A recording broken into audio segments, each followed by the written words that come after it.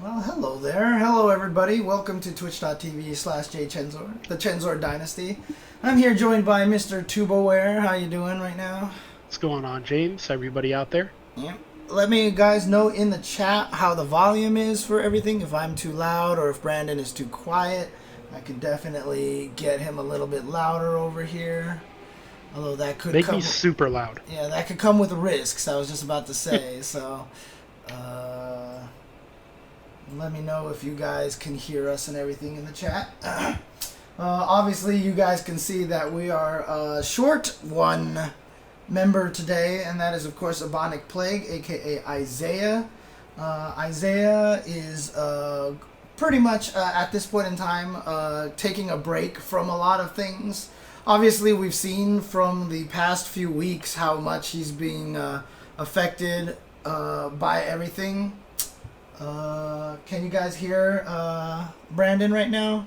Speak again. I mean, I wasn't talking, so Right. Yeah. I was just letting James do his thing. Yeah. But look, Isaiah's been going through a lot recently. The past month or two, especially with the Black Lives Matter stuff, and just all sorts of things have really been affecting him a lot. And he's decided to kind of take a break from not even just the show, but a lot of things, just to kind of recoup, regather himself, and just kind of make sure that he's doing that he taking care of himself.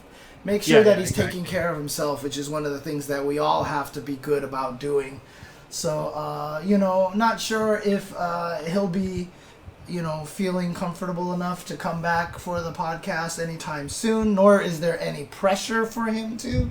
Obviously, he can take as much time as he wants, and he can, we all wish him the best, and, both Brandon and I have offered ourselves up to, being ears for him if he ever needs any help or anything like that. So, in the meantime, I mean, we will try to see if we can find someone else to jump into the position. But what's interesting is there's not a lot of young commentators in the scene, as it turns out. I mean, but there's EB and Sajam. Yeah. So, and Steve's doing plenty of his own shit. I don't think he's gonna want to come on our podcast at 11 p.m. Central every Thursday. So, yeah, throwing that out there, he's doing his own thing, man. So, yeah, everybody's old. It's weird. All the other esports are like 15, 16-year-old kids with like early 20s commentators, right? Fucking fighting game players, we're all old as shit. Yeah, especially commentators in their 40s and shit. Yeah. Jesus. God, not that there's anything wrong with that or anything. You say that so bad, like it sounds so bad, Honestly, man, I can't imagine what being 40 is like. Like, thanks, man. No, it's not like a bad thing. It's like, man, like I'm already getting aches and pains. Like, weight loss is a huge struggle. Like, I'm only 32, man. Like, yeah, being 40, I'm gonna be decrepit by then. Oh, jeez. You're in great shape, for a 40-plus-year-old person. Me, I'm gonna be all types of fucked up. Oh, thank you. I appreciate that, but you don't know all the weird. I mean, dude, the amount of pills that I have to take. Speaking of, I haven't taken my pills yet today, so you should take your pills, old man. Listen to this, dude. This is not a. You don't have the Sunday, Monday, Tuesday. No, I don't. So here's two right here. Oh no, James popping pills on stream. I wonder if this is a Twitch violation. If it's like normal medicine, I don't think, or if it's prescribed to you, I don't think it could be. I mean, we'll find out, right? You'll be the next Dr. Disrespect. Hey, if I was a doctor, then I could eat pills on stream, okay? Let's just put it that way. I don't think doctors can prescribe themselves pills. I don't think it's how it works. Yeah, I don't think that's allowed. There'd be a lot of real fucked up doctors if that was true. Yeah, it's true. No, I think only one of the things that I have is prescribed. I'm supposed to have a second thing that's prescribed to me, but because healthcare in the U.S. sucks, and if you ever get me started talking about healthcare, I'm going to get really pissed. But that is I can't get the other one right now because, I'm just going to talk about it anyway. Like, my doctor that I've been seeing who prescribes me the pills. When I signed up for my healthcare this year, I went with something cheaper, and I signed up for a PPO. And PPO is supposed to mean that you can see out-of-network doctors, but this PPO doesn't let me see out-of-network doctors, which makes no sense. Sick. So I haven't been able to see my original doctor who prescribed me the medication, and I've called the doctor that was assigned to me, or that I've chosen to be assigned to me, to schedule an appointment. They're like, he's not seeing patients in person right now. We do things over the thing, and we'll call you back when we have a time scheduled. They've never called me back, and that was like over a month ago. You should give him a call again, man. Yeah, so screw healthcare, dude. Fuck healthcare. God. You're not going to get your pills. There's going to be generation spacing all by myself. Yeah. Dude, oh, dang.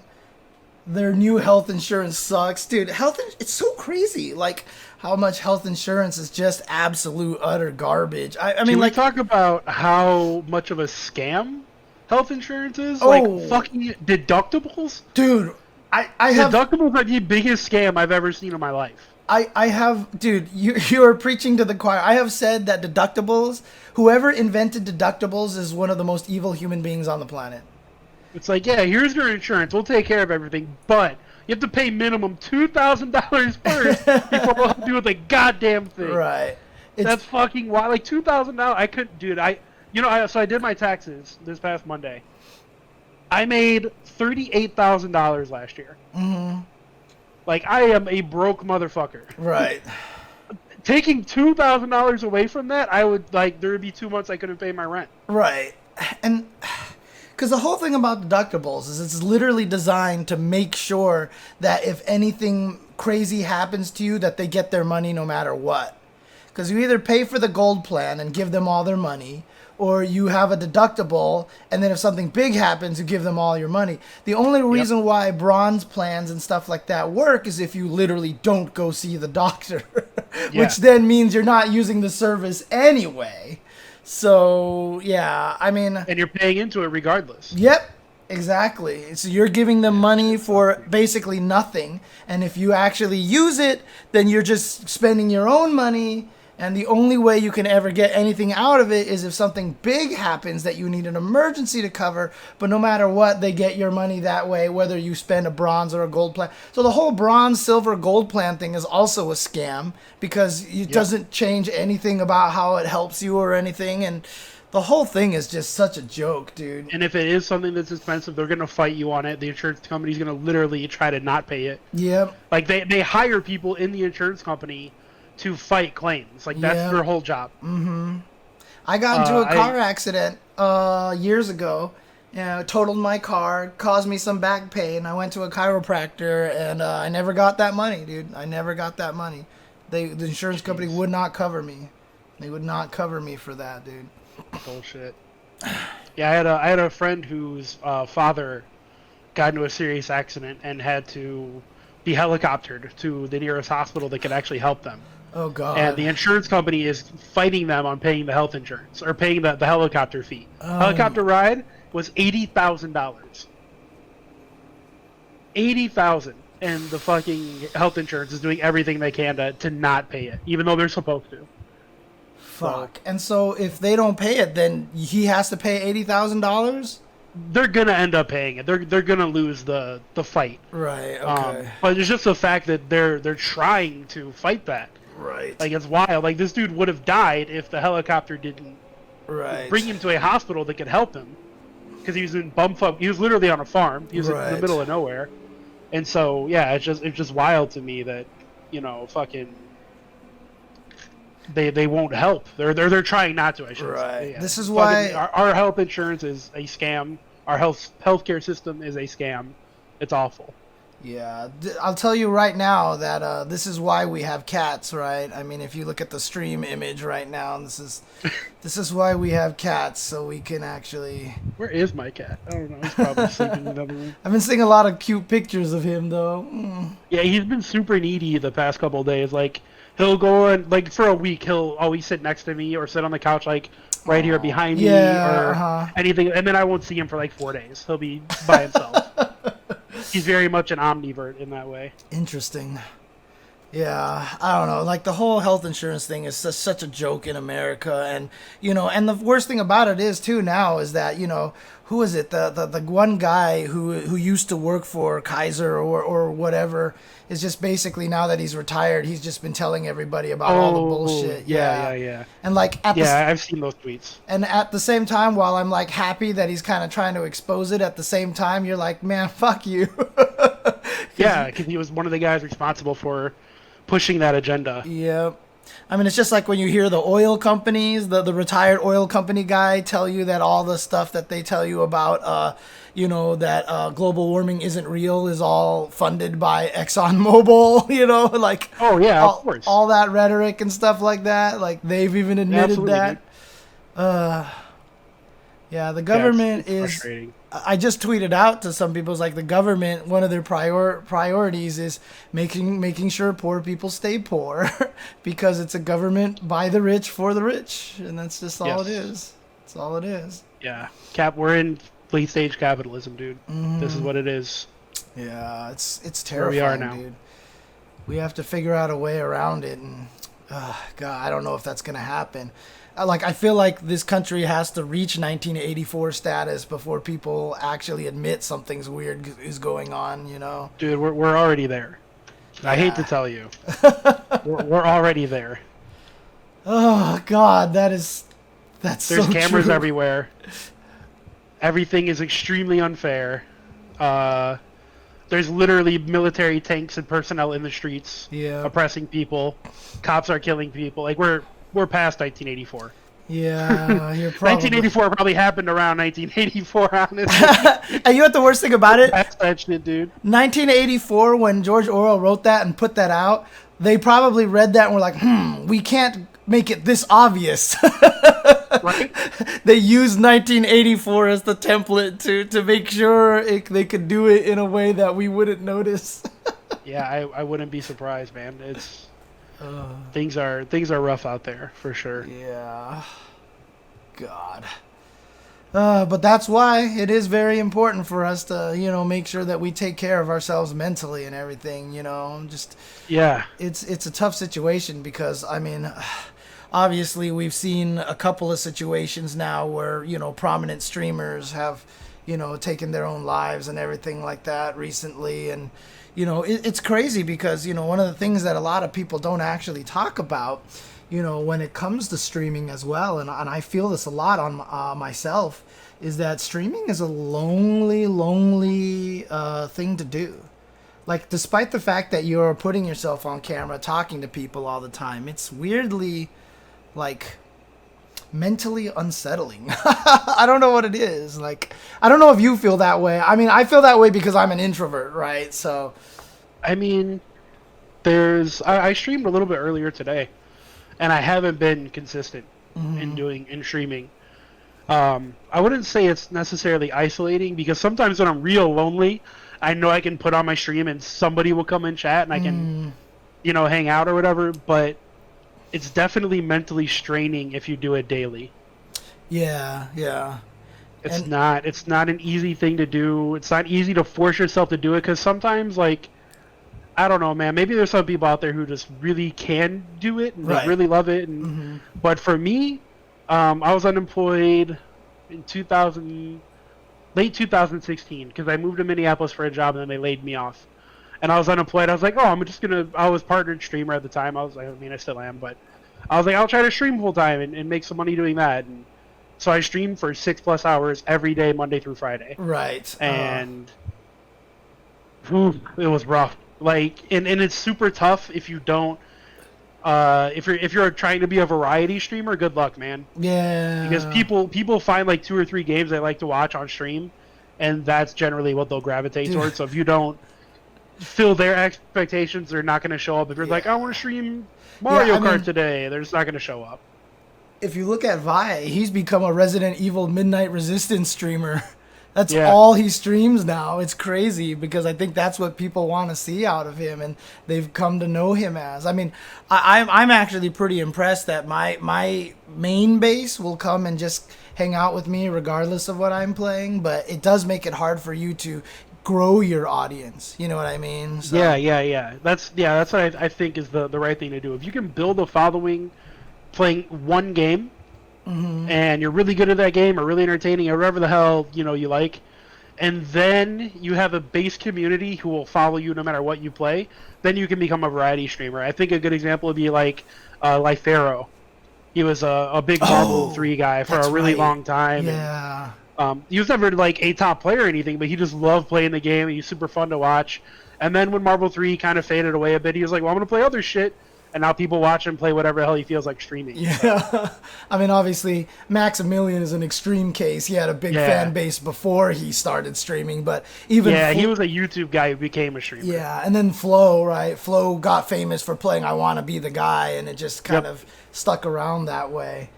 Yeah. Yeah, so it usually starts with one game that you stream over and over and over and over, and then you can branch out. But yeah, if you try to start being a variety streamer, good luck. Yeah. You better be very good looking or something. I don't know what to say. Like, all right, time for me to get some plastic surgery. Then, Jesus. Dude, same. But I mean, just kind of to switch it so that it is on topic. Kino Theater asked if that's a CRT sitting over there, and yeah, if you actually look next to Nathan, that's a CRT with a Nintendo on top of it. Because I was streaming a little bit of NES Tetris a while ago, and if I just became a mostly NES Tetris streamer trying to get myself to max out, that would probably work. I played it twice on stream, but as I explained to like David recently, you ever play a racing game and then you tend to hit the A button harder and harder and harder as the session goes because for some reason your brain thinks it'll make you go faster. That's me when I play Tetris because of the whole DAS system. You want the piece to slide as fast as possible left and right. And so I start hitting the controller way harder than I should be. Okay. And I literally lost the feeling in my thumb for at least a week and a half after playing it 2 days out of 3 nights. I played it 2 out of 3 nights, and then I couldn't feel my thumb for at least a week and a half. So I need to figure out how to get back into it and not kill myself. Play claw. Don't play with your thumb. Oh yeah, that's true. Although that might actually mess up my middle and index fingers both. But at least it'll be spreading the damage between the two. Yeah, exactly. You're alternating. Yeah. No, that TV this TV is older than probably a lot of people. I mean, it's definitely older than Isaiah, I think. So this thing is a Fisher. I don't even know if the Fisher exists anymore, but this is a TV that used to be in my parents' house. And basically, they just let us take it with us when we went to college. When I think it was when I went to college, or maybe even when my brother went to college, over 20 years ago now, maybe almost 30 years ago now. So, we took that TV, and then it's just been in my house forever because I used it for my undammed board to play Super Turbo and stuff. And so it's just been here this whole entire time. So... yeah. Can I just say I hate my chair so much? Yeah. I don't know if you guys can see me. I just keep sinking slowly down. Oh, has it lost the air resistance thing in the piston or whatever? Dude, sometimes it doesn't do that, and other times I just I think it's just faulty. I had this exact model of chair before, for 2 years, 3 years, and it just got worn down. It's an IKEA chair. Right. So I was like, I'll buy the same chair again. I liked it before. And this one, for whatever reason, just doesn't hold. Dude, that's always the worst when you get something and then you order it again and you find out the new one is way worse than it was in the past, Dude, yeah, it's super frustrating. Because, especially for me, because I've lost a bunch of weight.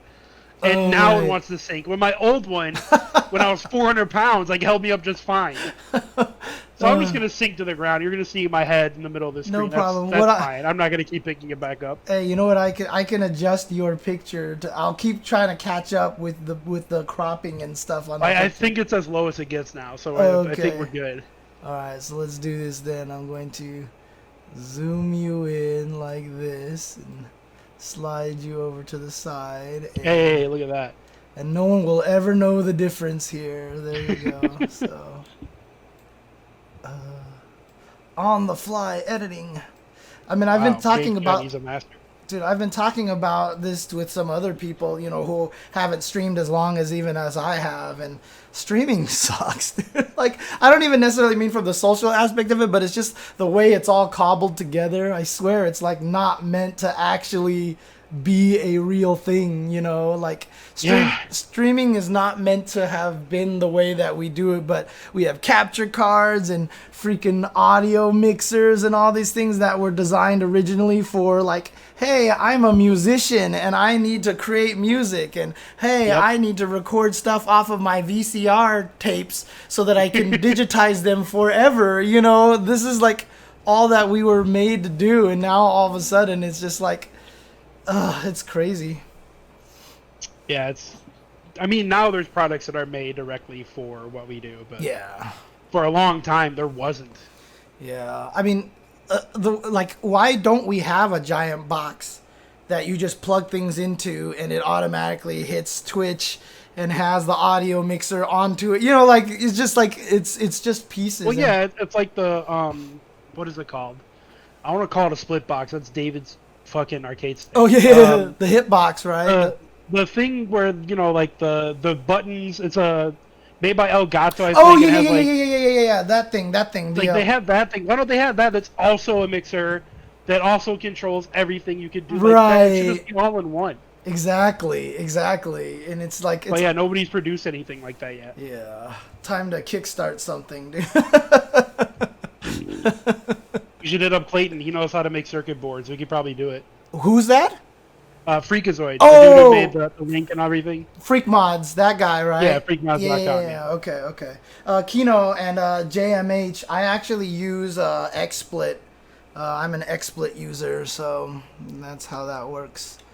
And I know that's not necessarily optimal, but the XSplit guys actually gave me like they helped me with licenses and everything like that. So, I wanted to be, thankful to them for helping me and everything. So that's why I'm still using XSplit right now. But I've thought about going to Slobs, mostly just because you can actually change the topic. You can actually change all that stuff on that app, Yeah, rather than going into your dashboard. Yeah.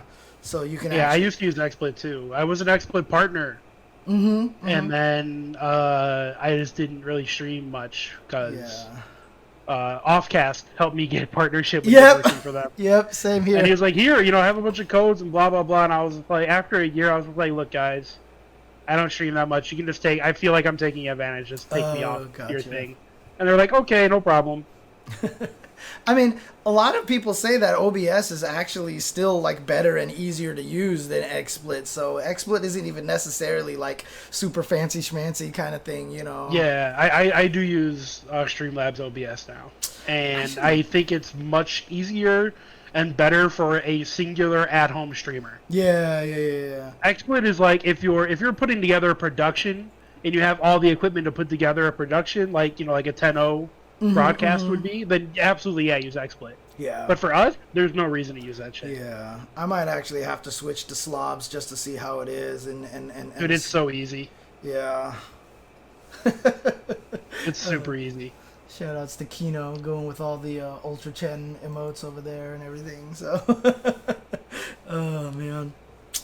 Shout outs to Kino Theater. I don't know if you know Brandon, but Kino Theater is he was the second winner of the SYC scrimmage beginner tournaments that we did a while ago. Yeah, so which is really awesome. I take offense to that because you won't let me enter the beginner tournaments. But you're above gold, aren't you, in Street Fighter V? I mean, I don't have to be. I can make a new account. I know that there's ways to easily smurf, but we want to give people opportunity. You're not a beginner, dude. I'm a beginner. You are not a beginner, dude. If you've been a pro at like any fighting game, you're not a beginner, dude. Look, but I'm a beginner at Street Fighter V. And that's what counts. I would play you to test you out, but you use Boxer and I use Lucia, and that fight sucks, so I don't think that would work out very well. No, I mean, I watch your beginner tournaments. I would stick out like a sore thumb. For sure. Even though I don't play the game. Like, no offense to those guys. Like, I absolutely keep playing and get better, guys. I'm not saying that. But I would definitely look like a veteran. Yeah, I mean, like I said, the thing about it, what's interesting about fighting games, what a lot of people don't realize, and which is why when I teach fighting games, I concentrate so much on the mentality, is that it's almost never really about the game. You know, that's why I even said earlier, if you can be a top player in one game, you're clearly not a beginner, because you, for example, you could win, you could do damage in Killer Instinct tournaments. You could do damage in Marvel 3 tournaments, clearly. You could do damage in Samurai Showdown tournaments, clearly. And as long as you have that mentality, that's what carries you forward to other games. Like, just because the game plays completely different and has different systems and everything like that, but you already understand what to look for and everything, you know. I've been planning to make a talk to do an uncensored or a Chen reaction, depending on how profane I want to get. I probably should just only do uncensored, honestly, because people watch that more than the Chen reactions. So, but I want to do one that literally talks about that. Hot take. This is another James Chen hot take, old man hot take. But I think fighting games are harder to learn today than they were a long time ago. I actually think that they're much harder to learn than they were a long time ago. In what way? The reason being, and you're making me shoot out all my content right now already here. Yeah, so, I want to know now. Because learning fighting games is inherently a social pastime, and a lot of people are learning it on their own now. Like, I'm just getting tweets from some guy. He's just like, I keep trying to play, and I just want to do combos and hit buttons and have fun, but I can never seem to get anywhere, and I don't know why. And the reason why is because before, when you were in the arcade and you play, you'd made friends with somebody, and they'd be like, dude, man, you're jumping too much. And you may never notice that you're jumping too much for months playing by yourself. You know what I mean? And that's the thing is, for us, we have that mindset because we went through that slowly, or we had that guy to tell us that. Me and my brother used to sit there and theorize about shit all day. It's one of the reasons why we got good at fighting games, is because we would just sit there and be like, oh, you know what, this strategy might work. We should do this and blah, blah, blah, blah. But a lot of times, like I said, like, if you don't anti-air and you lose, I mean, I use this example every time. If you don't anti-air and you lose to Urian Aegis Reflector mixing you up, you probably got put in that position because you didn't anti-air or you didn't check a dash. And you're going to think that Urian is just cheap, which he is, by the way, but you're going to think he's just cheap and that there's no way to escape. Like, how do I get away from the Aegis Reflector mix-up? I mean, I even learned this lesson when I first learned Marvel 3. It was one of the most important lessons that I had ever learned when I was fighting against Flo, playing Marvel 3, and he kept locking me down, and then he would do Dante box jump into Wesker gunshot, which was a high-low mix-up, and I would get shot, and I couldn't survive, and I finally just put down the controller, and I looked at Flo. I was like, how do I get away from this? He was like, don't be in that position. I was like, what are you talking about? I was like, what are you talking about? I was like, don't let me ever get you into that position to set that up. I'm like, is that possible? He's like, watch me play Justin. And then Justin played, and Justin was never there. Yeah. Flo never had the ability to set that up. And that was the thing. I was blocking things thinking that I was being rewarded for blocking, but all it was doing was setting him up to do that mix-up on me. And because I don't play Marvel games, that never really kind of hit my head, you know, and I didn't realize that was a problem. And also, there are ways to get out of that. I'm assuming this is like vanilla Marvel 3, and it was like brand new. Yeah. This was literally like month 2. Okay, yeah. You just push block right out of that situation. Yeah.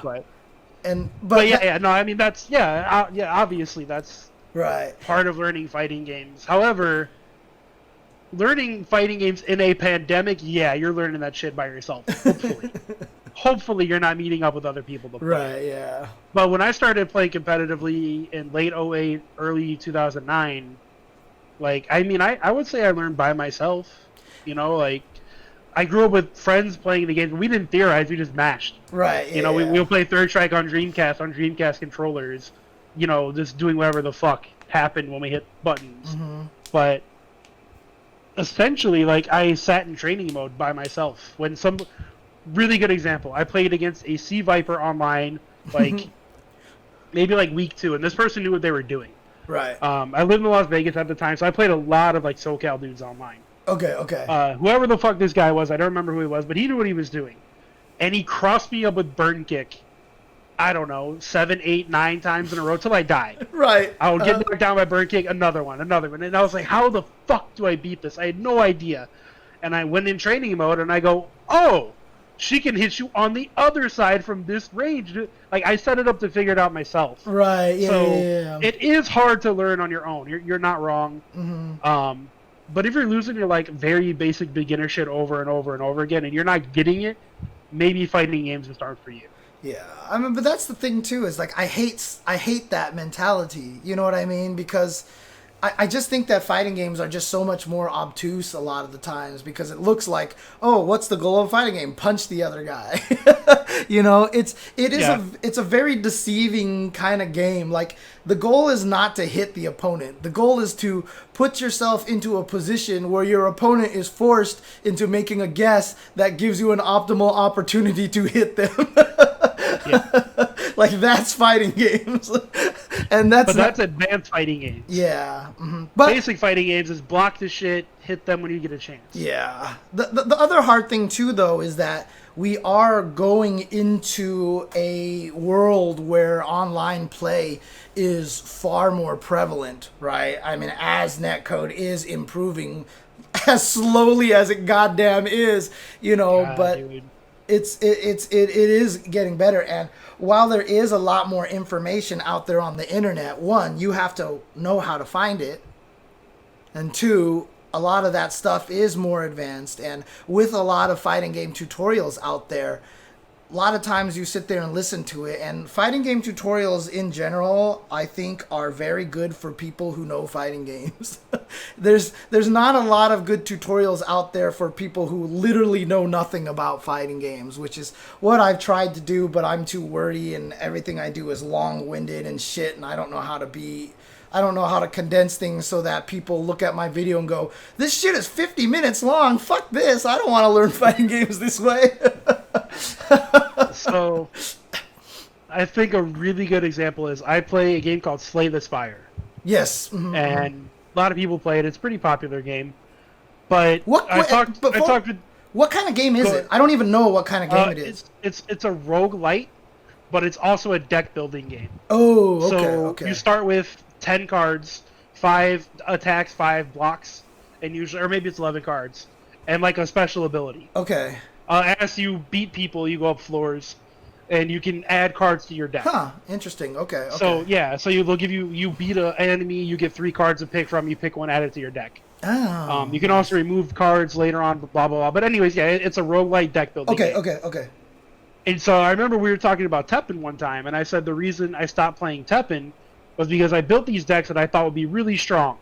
And then I went and played matches that I got my ass kicked, and I was like, man, if I can't build decks the way I want to build them, I don't want to play card games. Right. However, I've been playing Slay the Spire, I don't know, since not too long after it came out. Mm-hmm. And I've always just played it super casually as like whatever happens, I don't care. I just play it to like chill out because I don't have to think super hard. Mm-hmm. So I've been unemployed, and so I apply for jobs and shit, and I'm just like, can't sleep at night, yada yada. I'm gonna play Slay the Spire to relax. And so I actually finally started playing to win. And I've been trying to build these decks, in my eyes, what would be strong based on what I knew about the characters and their abilities. Right. And I couldn't get past the 3rd Ascension. Oh, gotcha. Which is, there's 20 Ascensions in the game. Mm-hmm, mm-hmm. So I was still at the beginning with the character I was playing. Okay. There's this top player, his name is Jorbs. He's a Twitch streamer. He used to be a poker player, like a professional poker player. Dang, okay. Started playing Slay the Spire, became a full-time streamer, quit poker, just does that now, from what I understand. Jeez. Yeah, so I watched literally one video of him playing the character I've been trying to level up in the Ascensions, and I was like, oh shit, I get it now. Right. I get it now. Like, so I think it's if you're not using the resources there, you're like me, you're just being stubborn. Yeah. My buddy K Loud was like, dude, just go watch a Jorb's video and you'll get it. You'll trust me. I was like, you know, fuck that. I don't want to do it on my own. And I got so frustrated. I was like, you know what?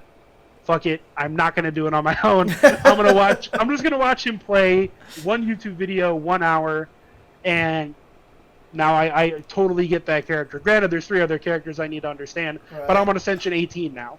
Yeah. So I'm almost done with the game with that character. Essentially. Jeez. Yeah, and I've been playing the game for no joke before I did that 200 hours. Right. Yeah. So I was just being blatantly stubborn to not learn. So the same thing would go for fighting games in like your videos. If somebody's like, "Fuck, I can't get it," and they like, "I'm gonna go watch a James Chen video. I'm finally gonna do it." Eventually, those people will come around. However, when you do make those really long YouTube videos and that really in-depth content, I feel like the whole point of that long-winded story was you have to be at that frustrated point to where you're just like, God damn it, I'm going to win no matter what. Like, you're not going to, like, just pick up a game and be like, oh, I'm going to watch an hour and a half video. Like, no, you're not going to do that. Right, yeah. You want to, like, play a game for 100 hours and still suck. And that's when you go look at that content. That's what I need to do. Titled my videos, "Frustrated at Fighting Games." Yes, that's a good clickbait.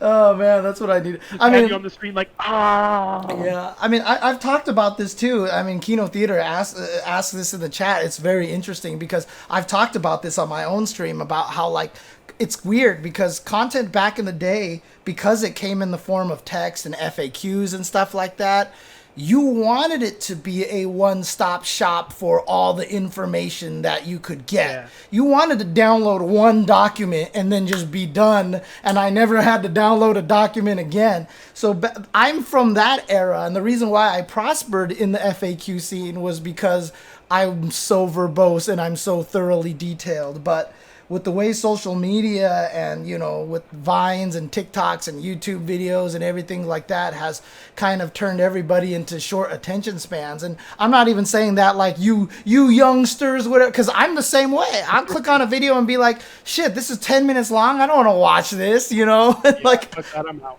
And that's the way it is now. And so we've gone from a world where content was meant to be super small, content was good at being large and long, to now where content was small. Because if you downloaded a tutorial video and that shit wasn't like 15 minutes long and gave you all the information, you're like, I fucking wasted all that time downloading this garbage ass combo video, you know, kind of thing. And so people actually liked large content back in the day, and it's just not the way it is anymore. And I need to figure out how to edit my stuff better or something, and just have that mentality where I'm okay leaving a bunch of stuff on the edit room floor. You know, I'm always too panicky about that. I think another issue, not even necessarily just with you or your videos, but being a fighting game community content creator, that's a mouthful, right? In general, is we're a very niche community. Yeah.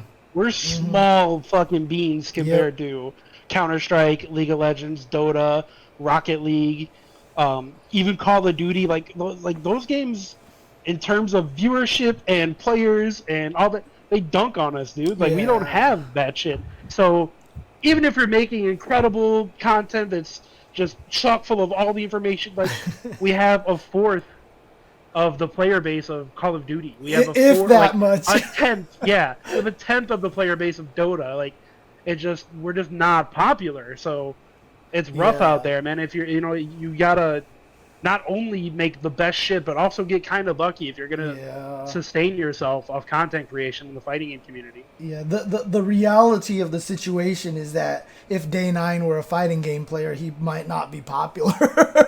You know, he is. He wouldn't be. As he is right now, you know, he wouldn't be. Yeah, everybody played StarCraft. Like, literally everybody played StarCraft. So yeah, dude, fucking Tasteless and Artosis, if they did fucking FGC commentary, people would be like, who? Yeah, you know, like, they'd be exactly where me and David are right now. yeah. You guys are definitely the best example of Tasteless Artosis. Yeah. In the FGC, two old men talking about video games.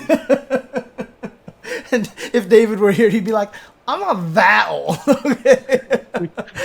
He's about 36 now. He's old, man. Yeah, he's 30. He's something around there, yeah.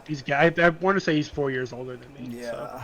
He's an old man. And that's the whole thing too, right? I mean, the whole point of being generation spacing is we wanted to have like people of different generations. So that's why Isaiah was good as a 20-something-year-old person in there. But, you know, it's just so weird, you know? Like, I want to kind of keep it on commentators because I like talking about commentary, you know? Like, I like talking to people about commentary and talking about commentary philosophy. I mean, maybe that's something we should focus on a little bit more, but... You know, having people of different ages and having different mentalities, you know, when you're younger, the things that are really important to you when you're getting into fighting game is going to be all the tech and the knowledge. And for me, it's about, you know, the mindset and the human drama and everything, you know. It's like, I don't know, it's kind of fascinating. Yeah. I don't know, dude, I was pretty Sajam like when I was younger. Yeah. Like, when I was younger. I mean, I started doing commentary in 2010, so I was 22. Mm-hmm. But when I started, I was in the Midwest, and I got to do 3 gigs a year. Mm-hmm. You know, it wasn't, and they were never paid. It wasn't like, yeah, of course. I thought that I had a career in that, you know, whatsoever. It was different. So, you know, 5 years ago when Sajam was like, oh yeah, I'm also 20 years old, and now I can do this thing. Like, there is a reason for him to want to do that, or like, you know, Isaiah or whoever that's younger that for whatever reason wants to go into commentary, which, man, is it weird that Sajam chose to do that because he's such a talented fighting game player. Right. It was the craziest thing. Like, I always feel like he could be one of the best in like anything that he plays right now if he chose to go that route. But I mean, he's also just a very driven and very, very it's like, who was I talking to? You know, we were just talking about stuff. Actually, it might have even been Keats that I was talking to about this, you know, that there are the people out there who are just like, you know what, I need to do this. And then they just go and do it. Like, I need to fix my sleep schedule. I don't want to tell you what time I woke up today. Like, there are people out there who can do that kind of thing, and there are people who can't. And sadly enough, I'm one of those people. So it's hard for me to get myself motivated to do stuff because, one, I'm super lazy, and two, it's just like my brain and like the way that my brain functions. Like, I always, like, someone tweeted something about, like, you know, trying to go out for dating. You always talk to me about dating and everything like that, right? And you're like, why don't you try Tinder? Why don't you try all these things? Like, they work, and, you know, you can find some cool people out there and everything like that. You know, the truth is, like, one of the things that I don't actually tell a lot of people, including, like, I've never actually said directly to you, I don't think. But one of the reasons why I don't do that is just because I don't want to burden anybody else with me. You know, we've argued about that before. Oh, okay. So I have mentioned that to you before. Stop being hard on yourself because people like you. Yeah, you're very likable. It's just like I just feel like I'm a slob. My home is a mess. Like, I don't take care of my home. I don't take care of myself. I'm poor. Like, I kind of really doubt that you don't take care of your home because you have roommates. Well, I don't think Olaf would stand for that shit. Well, he doesn't come into my home that often. That's the thing, is he's down in his room all the time because it's separate, you know what I mean? And, you know, they came in... like upstairs and downstairs, right? Yeah, well, he's off of my garage. Like, he literally has his own room separate. And there was one time that him and Kitty actually came up and cleaned my kitchen. They cleaned my kitchen, I came upstairs, and I almost had a panic attack. Because why? I couldn't find anything anymore.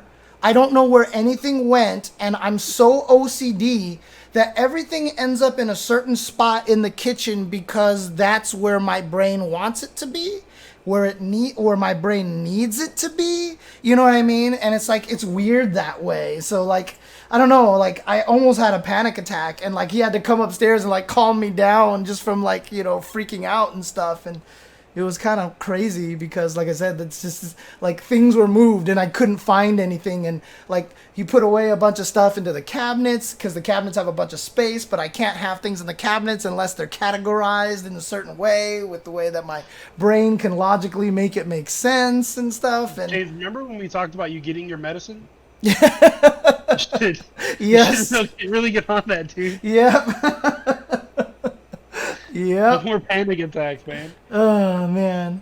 It's pretty nuts. Like, I'm super OCD. I mean, I think I told the story here before as well that, like, I was talking about how I always joke about how OCD I am on Twitter, and someone actually finally messaged me and was like, you know what, I actually have OCD, you know, so I'm not comfortable with you throwing it around like that. Like, it's like a kind of like a humor thing and everything like that. And like, I literally told him, I was like, look, I almost know how many steps are on most of the staircases I go down because I always have to step on them evenly.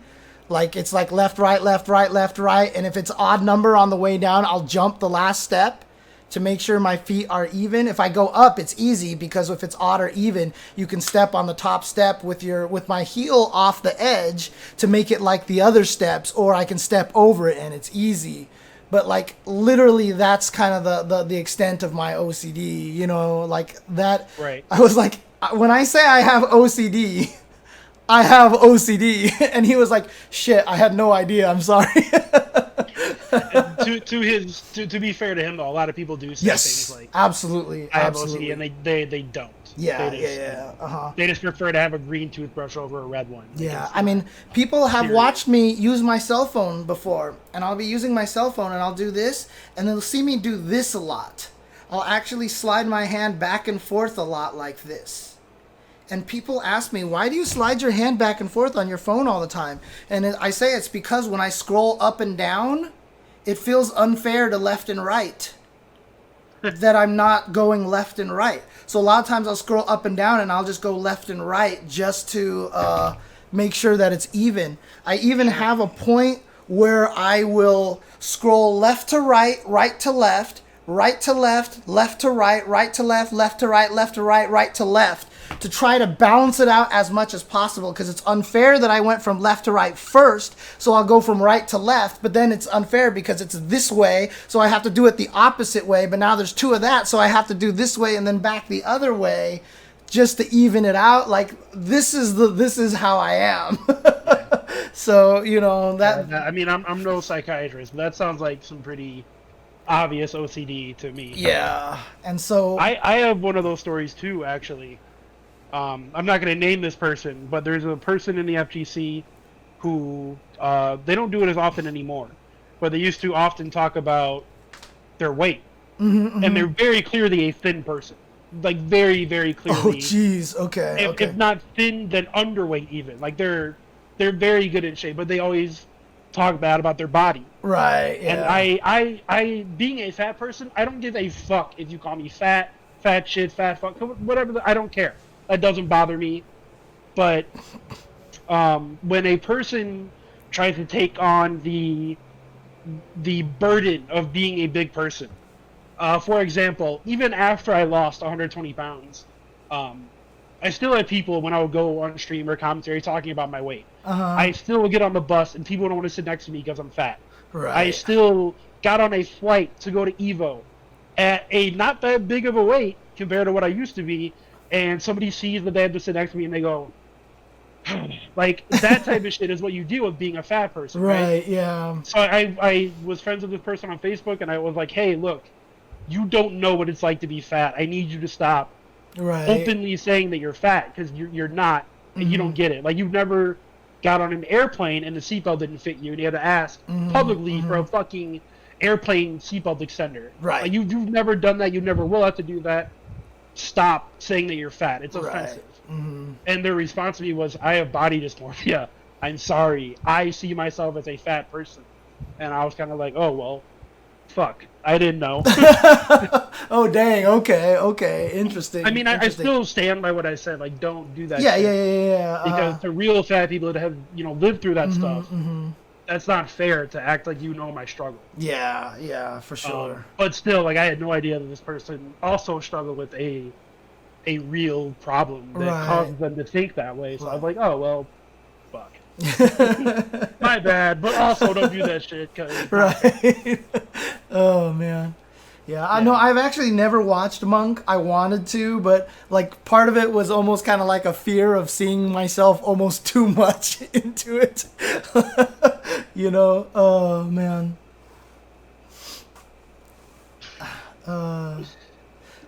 They didn't look anything like them, so they must look like their mothers.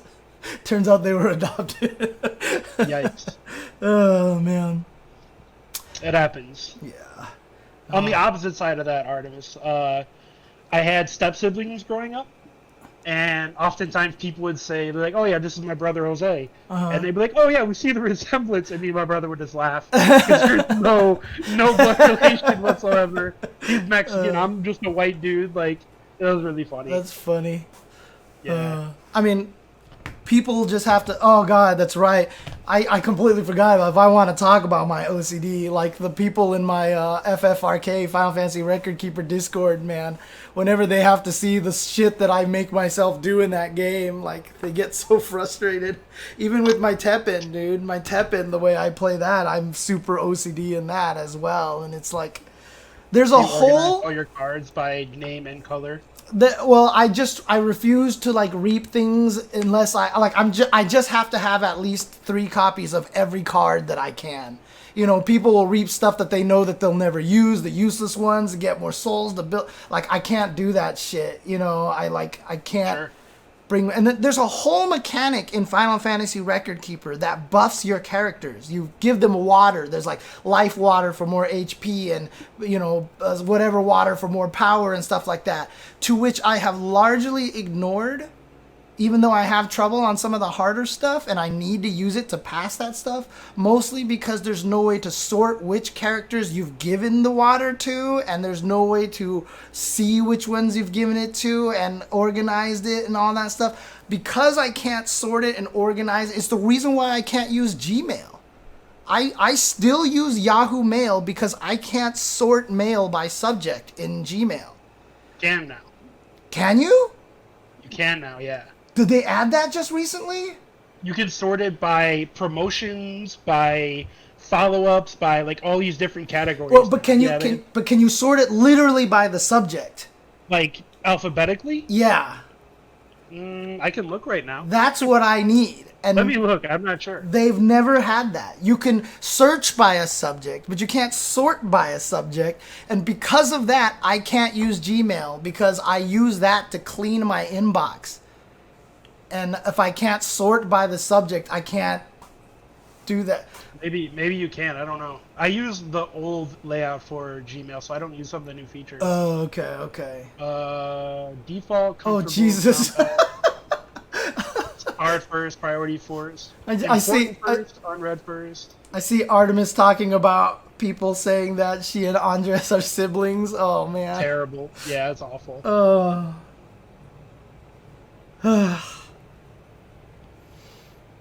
I mean, it's weird. I don't think my brother looks all that like me. And Olaf and Kitty saw a picture of my brother from like 20 years ago and thought it was me. It's kind of interesting. So. Yeah, I don't know if you can do that, man. I'm sorry. I'll look at it later. Maybe you can't. Yeah, pretty sure you can't unless they've only added it in like the past half a year or year or so. So. Sure. But, you know, that's just the thing. It's like, I mean, the whole point is that I'm OCD as fuck, dude. Yeah. And so that's the whole thing. Going back to the original point, you know, I'm not sure I can burden anybody with having to deal with me. And, you know, do yourself a favor and never look over Steve's shoulder, Tasty Steve, when he opens his email. Oh, God. Never, ever, dude. Like I made that mistake one time, and I saw the number of emails he has, and I was like, Steve, what the? And it's like his business email, like the email he uses for actual like inquiries, 100,000 something, just unread email. I'm just like, Jesus Christ, dude, I couldn't. And that's the weirdest thing too, because like for as OCD as I am, my home is a mess. Right, like that's also. I think that's actually characteristic of most OCD people. Yeah. I'm pretty sure that's an actual thing. Is that they're generally messy. Yeah, because they're messy to, for lack of a better terms, a normal person's eyes. But for them, that's where they want their shit to be. Right. Yeah, actually, Artemis said the same thing. It's because you know where it is, you know, kind of situation. And one of my biggest problems, honestly, is my home just doesn't have enough storage space. Like, literally, I play musical chairs with my mess. Like, it'll pile up here. I'll sit through and clean up as a pile, but in order to get through the pile, I'll put the stuff in another area that's still messy that I need to sort. And then that becomes the new place where everything goes to. And then when I clean that pile up, I move it to another place, which becomes the new pile. And it just kind of like circles around. I do that, but just with my laundry. What's that? I do that, but just with my laundry. Oh, gotcha. Laundry goes on bed, goes in laundry basket, goes back on bed. Yep. Yeah, that's my laundry. And it's weird, like, it's almost why I kind of live the life of having two of a lot of things, like for my bathroom and everything like that. Like, I'll have two sets of towels, because that way I can throw one in the laundry basket and, like, be lazy about it and have the other one and use it and then clean it. Right, yeah. And stuff like that. And it's crazy. But yeah, when I clean stuff, I lose things a lot of the times, which is weird. But the other problem too is that I'm a pack rat, and I'm one of those annoying people that saves large boxes for absolutely no reason. You know, like I'll just have giant empty boxes because I'm like, I could use this for something in the future. You know, even though I buy stuff from Amazon and I get boxes like every week, you know. Yeah, I behind my couch, I have 4 boxes lined up. And then I have a walk-in closet over there that I don't want to talk about it. It's like just all shipping and old FGC boxes. Yeah. I have so many like old joystick boxes and things, and it's nuts. What, are you playing in a Marvel thing tomorrow or something? Yeah, Tong's Friday night tournament is tomorrow. Oh. Anime lover, I don't know how well I'm gonna do. I haven't played it all this week. Okay. So I'll probably have to practice, do some training mode before the tournament tomorrow. But we'll see. Who knows, man? It's like the thing about Tong's tournaments is they're fucking stacked. Oh, like, okay. It's nothing but pretty much either at some point a top player, or people that have played Marvel this whole time and never stopped playing. Yeah. So it's like Frankie G's and Ray Ray's. Oh, through the whole Jesus Christ. Yeah, it's just that's just how it is, dude. Yeah, it's just nothing but really good players. Oh my God. Okay. So the first one I entered 2 weeks ago, I went 0-2, which that's what I planned on. The following week, I was like, I just want to win one game.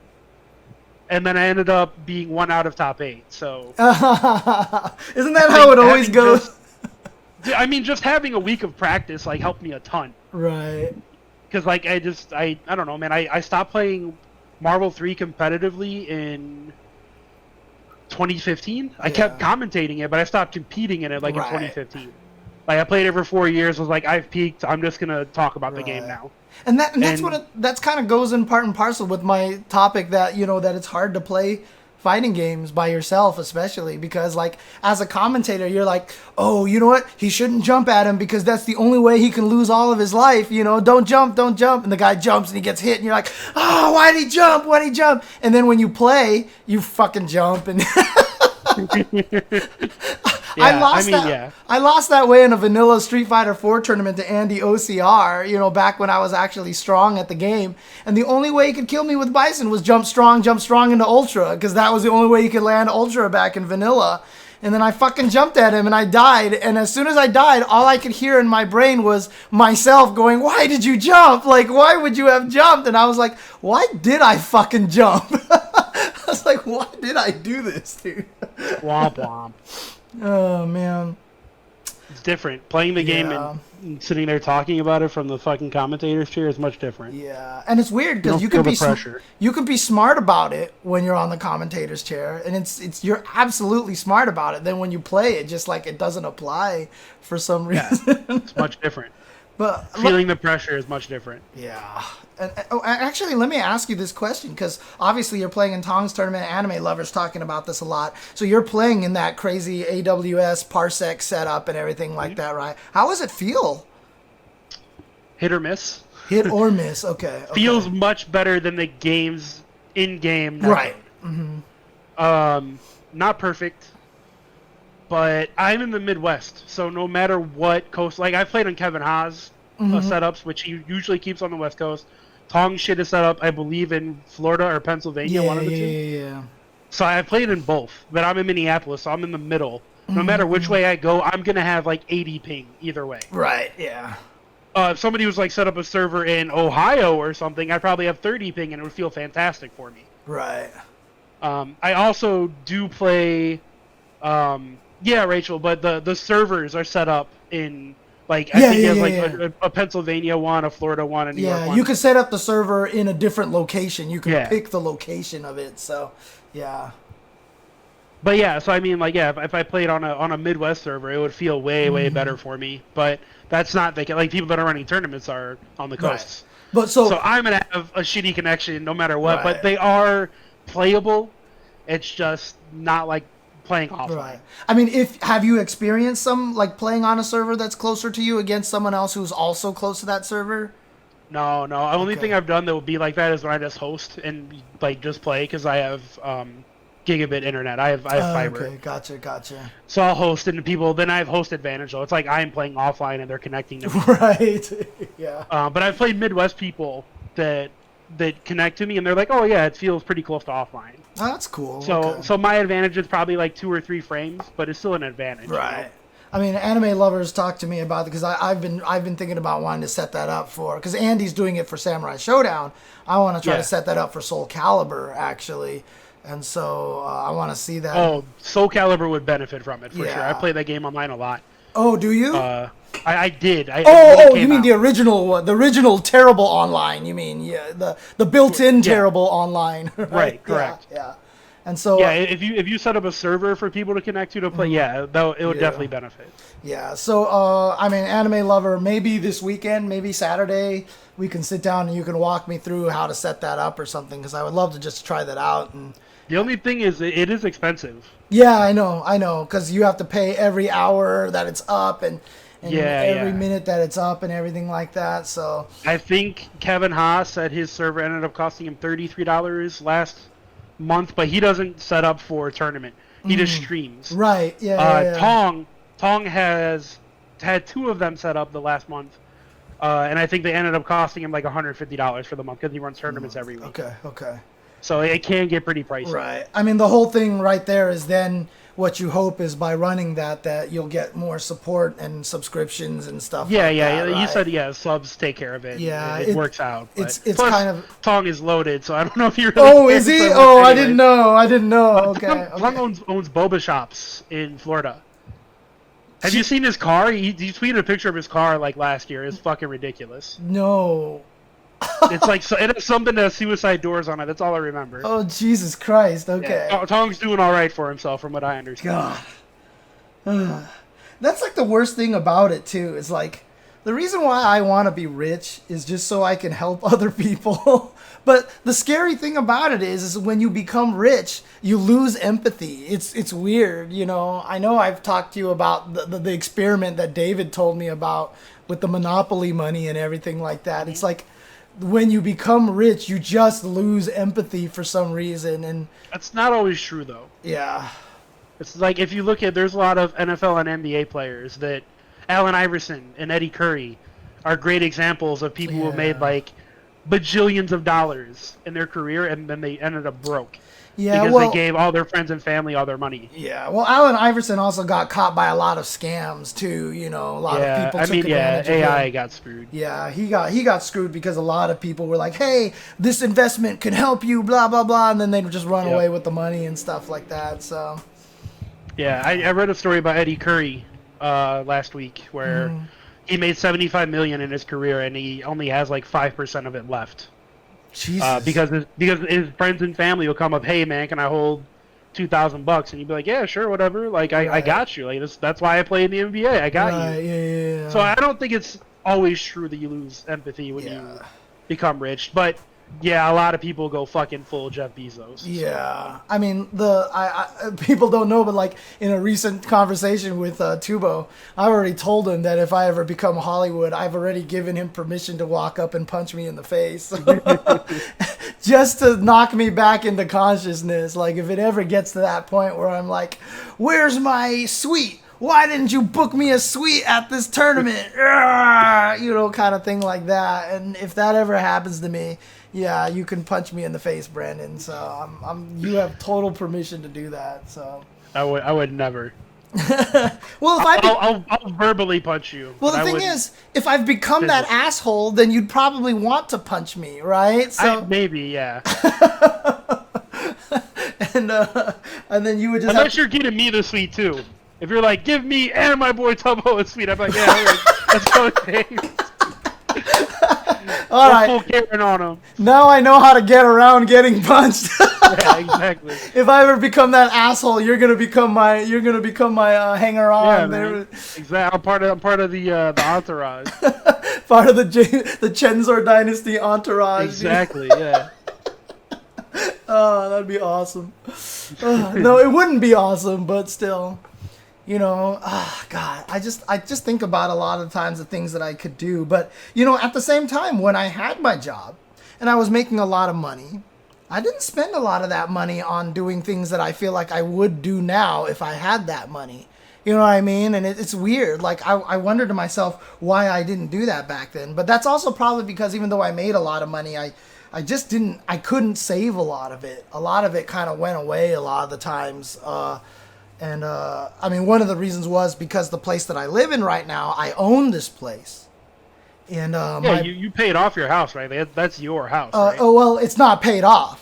It's not paid. I'm still paying for it right now. Oh, okay. But the thing about it was that when me and my brother, we bought it together, and we got it for pretty cheap, to be honest with you, for a really, really good price. Actually, only 1.5 million in SoCal. No big deal. No, see, it wasn't even that. Like, it's way lower than that. But the thing about it was, since we got it, the housing market boomed, and it made a lot of money, and it actually almost like doubled in price. But here's the thing: my brother got married and moved out, and he had to buy a house, and so he deserved to get his half of the money. Yeah. And it went up. And so all of my savings basically kind of went into giving him his fair share so that he could buy an even more expensive house with his wife and, you know, his future 2 kids and everything like that. And so even though I got it at a cheaper price, it went up a lot, and I still had to get hit by that, you know, kind of situation. So I've never been able to save the amount of money that I've wanted to. You know, and you know, it's weird because, like, on one hand, it's like, why wouldn't your brother give you the homie discount because he's your brother, blah blah blah blah. But at the same time, I'm his brother. Why aren't I willing to help him out so that he can buy a place for his future, for my future nephews who I love dearly? You know what I mean? I think it's fair. Yeah. So, because I used to get mad at my brother for that. Like, why wouldn't you help me out? You know, why wouldn't you give me a discount? But, you know, since I've gotten older, I understand it a little bit better now. And so, yeah. Dude, California is ridiculous, dude. I can't even explain to you how stupid it is living in California. And like I said, my mortgage isn't even that high. Like, if I told you my mortgage, you'd probably be like, God damn, that's fucking a lot of money. But, like, compared to what I could be paying, you know, like, it's crazy. It's crazy. Yeah, I mean, the cost of living in California is the reason I never moved there and tried to make it as a commentator, because how? Like, there's no job I could work there that would get me by. It's so twisted because when you're in California, it gives you more opportunities, but then your opportunities get sucked away by the cost of living, you know, and it's ridiculous. The way, like, the only people that have ever moved here that it makes sense are like Justin, because they came from New York, which is not any better. Right. So it's like the same thing for them, you know. Justin made a smart move, though. Went to Las Vegas, where living is affordable. Yeah, and there's no was it personal sales tax? No, personal. There's no tax on unprepared foods, clothing, something else, but there is tax on property. Oh, okay. And also, if you drive a car, which I don't know if Justin even does. No. But if you drive a car, renewing your plates or your tabs or whatever you call it in your state every year is super expensive. It's like $500. Oh, whoa. Okay. So yeah, so they get you other ways a little bit. Right. However, it's still like the cost of living, like the overall, like, housing and transportation and food and all that shit is way, way, way more affordable in Vegas than it'll probably ever be in SoCal. That almost makes it so that if you live in Vegas, you probably could really benefit and just get away with Ubering everywhere. You know, like, it probably would cost you less. Could. You wouldn't have to spend as much money on gas, on car insurance, on plates, all that shit like that, and just Uber everywhere. That's what I do, man. Yeah. I take public transit, so I take the bus a lot. Yeah. When I moved to Minneapolis, I had a car. And then there was a snowstorm at the job. I was working a job, and there was a snowstorm, and they wouldn't let us leave early, even though there was like warnings and sirens going off. And then by the time 3 p.m. came around, they were like, "Fine, you guys can go home 2 hours early." And at that point, there had already been like 2.5 feet of snowfall. So I tried driving my Subaru, my fucking 17-year-old Subaru home. I got it to park on the street in front of my apartment, and it died. Oh. Never started again. So I just let it get fucking towed, and I never tried to get it out. It's gone. But from that point on, since 2017, I've been public transiting. Huh. And it's cheaper for me to take the bus and Uber on occasion than it was owning a car, paying for gas, paying for maintenance, paying for insurance. Yeah. Like, by far. It just is way less convenient. And now that I'm looking for a job, I'm like, fuck, I really wish I had a car, because there's all these jobs out in the suburbs. Right. That if I had a car, it would take me 15 minutes to get to. Right. If I take the bus, it takes me an hour and a half. Right. And chances are, like, during business hours, I can't get there at all. Right. So it's just another one of those barriers where I'm just like, man, our system is made to keep poor people poor. Yep. And I'm not even super, like, now I'm super poor because I'm unemployed. But when I work, like I said, I made $38,000 last year, which in Minneapolis is, like, you can get by. Right. Like, I'm paycheck to paycheck, but I'm getting by. Right. So, like, I'm not even super poor. Like, there's people who made, like, $21,000 last year, and they're at the poverty line. I know, because I used to be one of those people. When I worked at that job where my car broke down, I barely made enough to get by. Right. Like, I was eating ramen every night and just paying the bare minimum on my bills and, you know, scraping.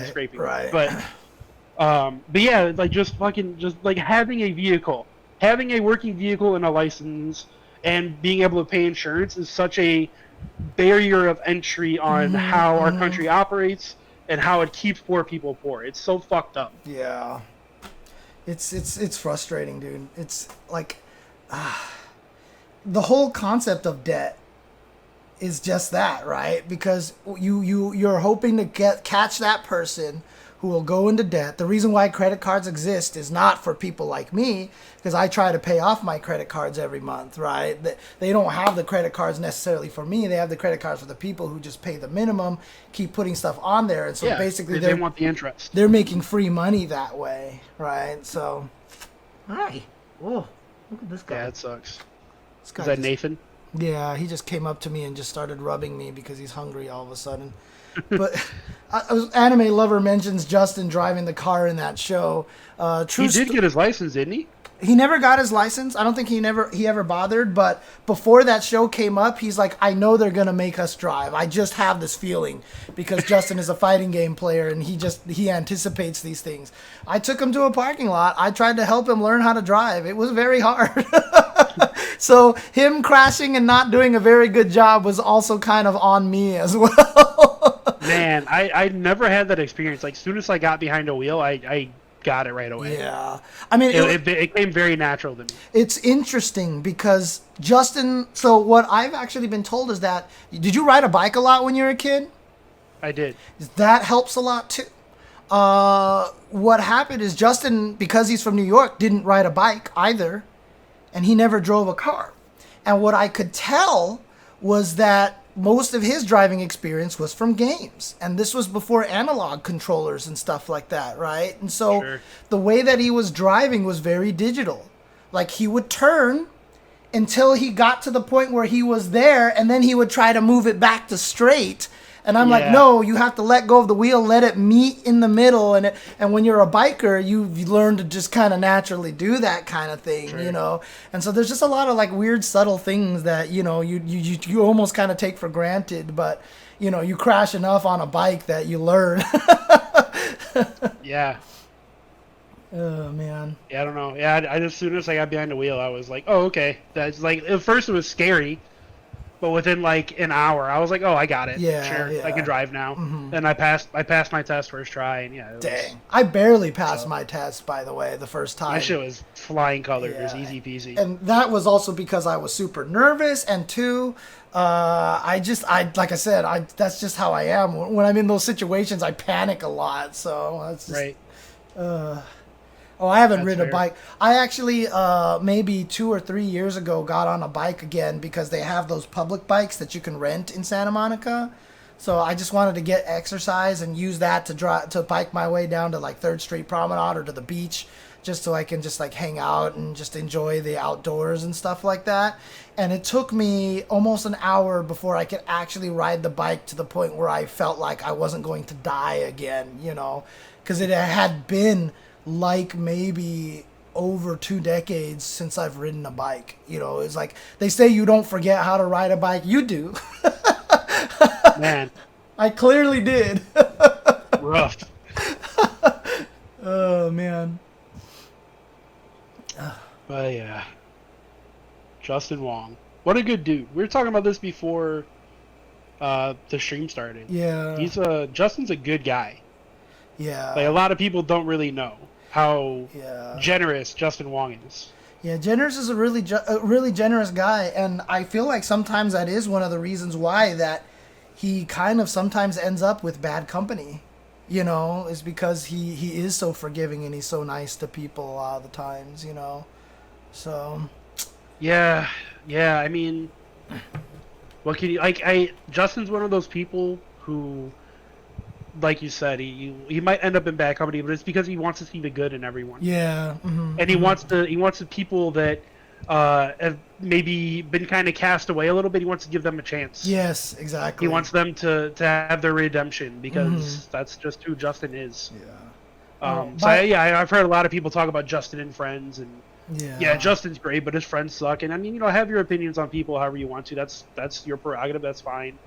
But Justin Wong is such a good dude, and like you said, he doesn't get necessarily like the credit he probably should. Because that dude goes out of his way to silently help people in the FGC all the time. Yeah. And nobody even really knows about it. He doesn't really care for the credit too, and no, he just wants to help. And the craziest thing about it is, since he's had a kid, like you can see that his priorities have shifted a lot and everything, and like it's even more so than it was before, because like I said, when he first wanted to move into my place, because Gutex was the one who put me onto that, because I had the room downstairs. I was like, I want to rent it. And Gutex was like, yo, Justin's actually trying to move to California. You should hit him up. And my initial thought was like, do I really want Justin? I mean, he's like this cocky kid, and like I don't really like him, and blah blah blah blah. Work players. Yeah, and I was just like, I don't know, but you know what? I'll talk to him. So when he came out for Active Gamers, which is a whole nother story, I showed him the room and everything like that, and he was like, yeah, this is cool. And he was there with his girlfriend. He's like, yeah, my girlfriend's gonna move with me, and we're gonna bring a dog. And I was like, oh God, like this is gonna be crazy. And then they moved in, and it just turned out that Justin was just like the most introverted, like amazing kid that I'd ever like met. Like he was just such a good person, and to this day, I still think I still look up to him a lot, because I think he's a really giving kind of person. So yeah, Justin's dope. Yeah, Justin's nothing but nice things to say about that guy. Yeah. It's fun. Kino Theater says that his driver's test deducted him for not slowing down in a car park. Dude, my instructor, when I passed my test, was trying to find something to fail me. He looked so regretful that I passed. Like, he looked so frustrated that I actually passed. He was like, well, you passed, kind of thing. Congratulations, I guess. Yeah, he wanted me to fail so badly because I fucked up so many times, dude. Like, he drove me past the place where there was construction, and I was like, oh my God, what do I do? And I panicked, and stuff like that. So, yeah, this boy is half Siamese, half Burmese. He's a Tonkinese cat, and the reason why if you want affectionate cats, get a Burmese cat. That's just the way it is. Burmese are the dogs of cats. That's the way they work. I always wanted to get before I got Miles, who is half like barnyard cat and half American bobtail. Oh, okay. Before I got him, I wanted to get an Aussie cat. An Aussie? They're a breed that's like started like within the last 20 or 30 years or something. Like, they're a relatively new breed. But they're the smartest cat. Oh, really? They're very easy to train to like do tricks, and they're very dog-like in that fashion. They'll learn their name very quickly. Like, Miles knows his name and he knows some things. He plays fetch. Right, he plays fetch with you, which I think is awesome. But yeah, like an Aussie cat is super, super incredibly smart, and I only know that they're real because when I lived in St. Louis, one of my jobs was window washer, and it was for like rich, affluent people. Like, I would go in their homes and clean their windows, and I went into one of their homes, and like these kids were playing with their cat, like sit, lay down, roll over, shit like that with their cat. And I went to the homeowner. I was like, "What kind of cat do you have?" They're like, "Oh, it's an Aussie cat." Blah blah blah. They told me all about it. So from that point, I was like, I have to get a fucking Aussie cat. It's the coolest thing ever. Now, when you say Aussie cat, is that like you like Australian Aussie or? No, OCI cat. Oh, whoa, okay. Yeah, they look like an ocelot. Oh, I think I know which ones you're. Cat and name it Revolver. So I'd have Revolver Aussie cat. Dude, obviously. Like, Yeah. I feel like that's there's probably like maybe at least 20 or 30 already named Revolver. There's gotta be. Hi, buddy. There's gotta be. But yeah, they're super, super smart cats. So I think yeah, I know that which was the one. plan. But then I got Miles, and I'm happy with it. I think I know what you're talking about, because as soon as you said they look like an ocelot, I've definitely seen those cats, that look like ocelots. Oh, God. Yeah, they're kind of like Savannah. Savannahs are fucking huge and smart too. Dude, same thing with Maine Coons, right? Yeah, Maine Coons are huge. Yeah. I was just showing Olaf and Kitty. One of my favorite singers is Lights. I know I've brought her up on the stream before. Mm-hmm.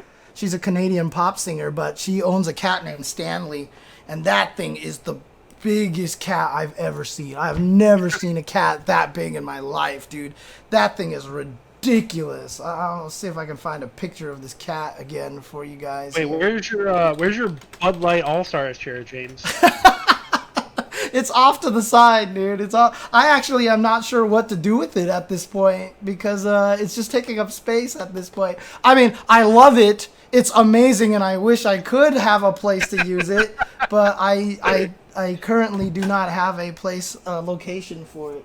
Is the Bud Light tournament thing, is that over with now? Yeah, it's done. It ended. So that's kind of why I wanted to start up the Soul Calibur thing, because it was just so cool, and I had such a good time with it and everything like that. And so like I just really want to I miss that game a lot. And in a lot of ways I realized it's the heart game by Bandai Namco. Like it's more Samurai Showdown than Tekken. Sure. And I was like, man, this game is so much fun. I love this game. So here, let me see if I can do this here. I'm gonna create like the Inception thing for a second here, but let me see if I can get this over here on the stream. Yeah. So if you look, this is Lights, and that's her cat Stanley. Oh. If you look in the stream chat over One big boy. that is a ginormous cat over here, and I mean look at this thing. Medium-sized dog. I didn't even know cats could get. I mean, this is a bear, right? I mean, this is like half bear. It's kind of ridiculous. So, and I still need to set up a third monitor just so I can do this easier. So I don't do that to people here. There we go. Jeez. Yeah. Yeah, that is a gigantic chunk of a cat, dude. So it's like I actually do tweet at her all the time, and apparently she knows who I am now because I tweet at her all the time. So it's one of my claim to fames and stuff like that. But that's your Lupe fiasco for me. Yeah, basically. I've tried to meet her in person, like after a concert and something like that, but I failed. But one of the people that is actually on my stream a lot was a concert photographist.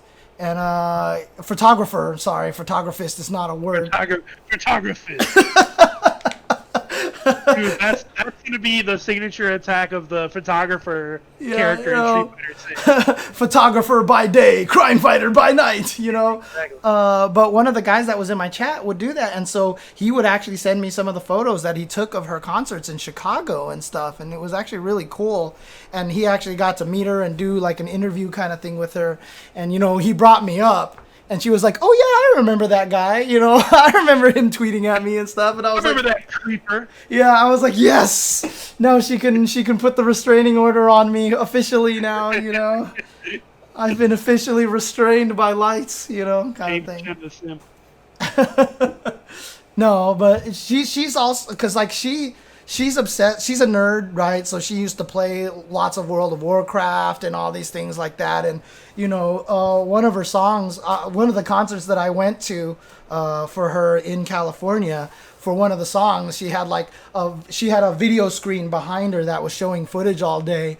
And it would switch between like Sailor Moon, and then it showed like Street Fighter 2 with like Chun-Li and everything like that. And I was like, oh my God, my worlds are colliding. You know, I was like, going crazy. And then the funniest thing was after that concert was over, I was standing in the lobby waiting for my friend to get out of the bathroom, and someone walked up to me, and this was right when Street Fighter 5 came out, and some guy just walked past me and was like, I felt like there was 8 frames of lag from the studio to like to the audience.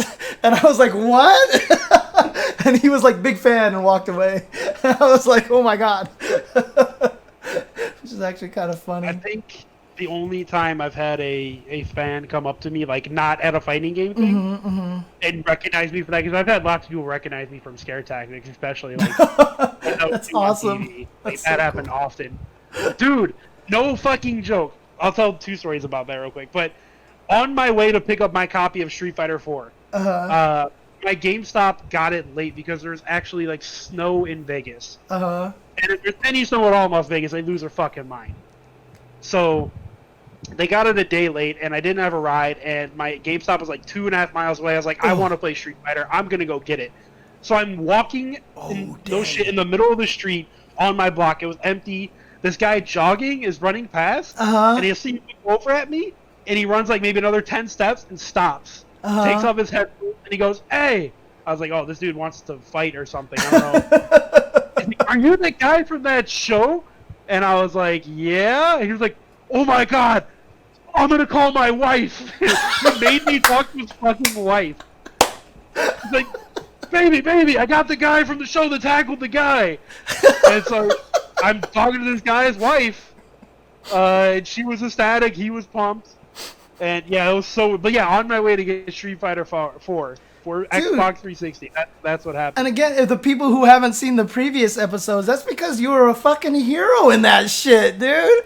Like, people don't know. It was one of those, like, he got put on Scare Tactics. It was meant to freak him out. They tried to put him on a fake, like, catch your spouse cheating show, and instead they walk in on, like, someone murdering somebody instead.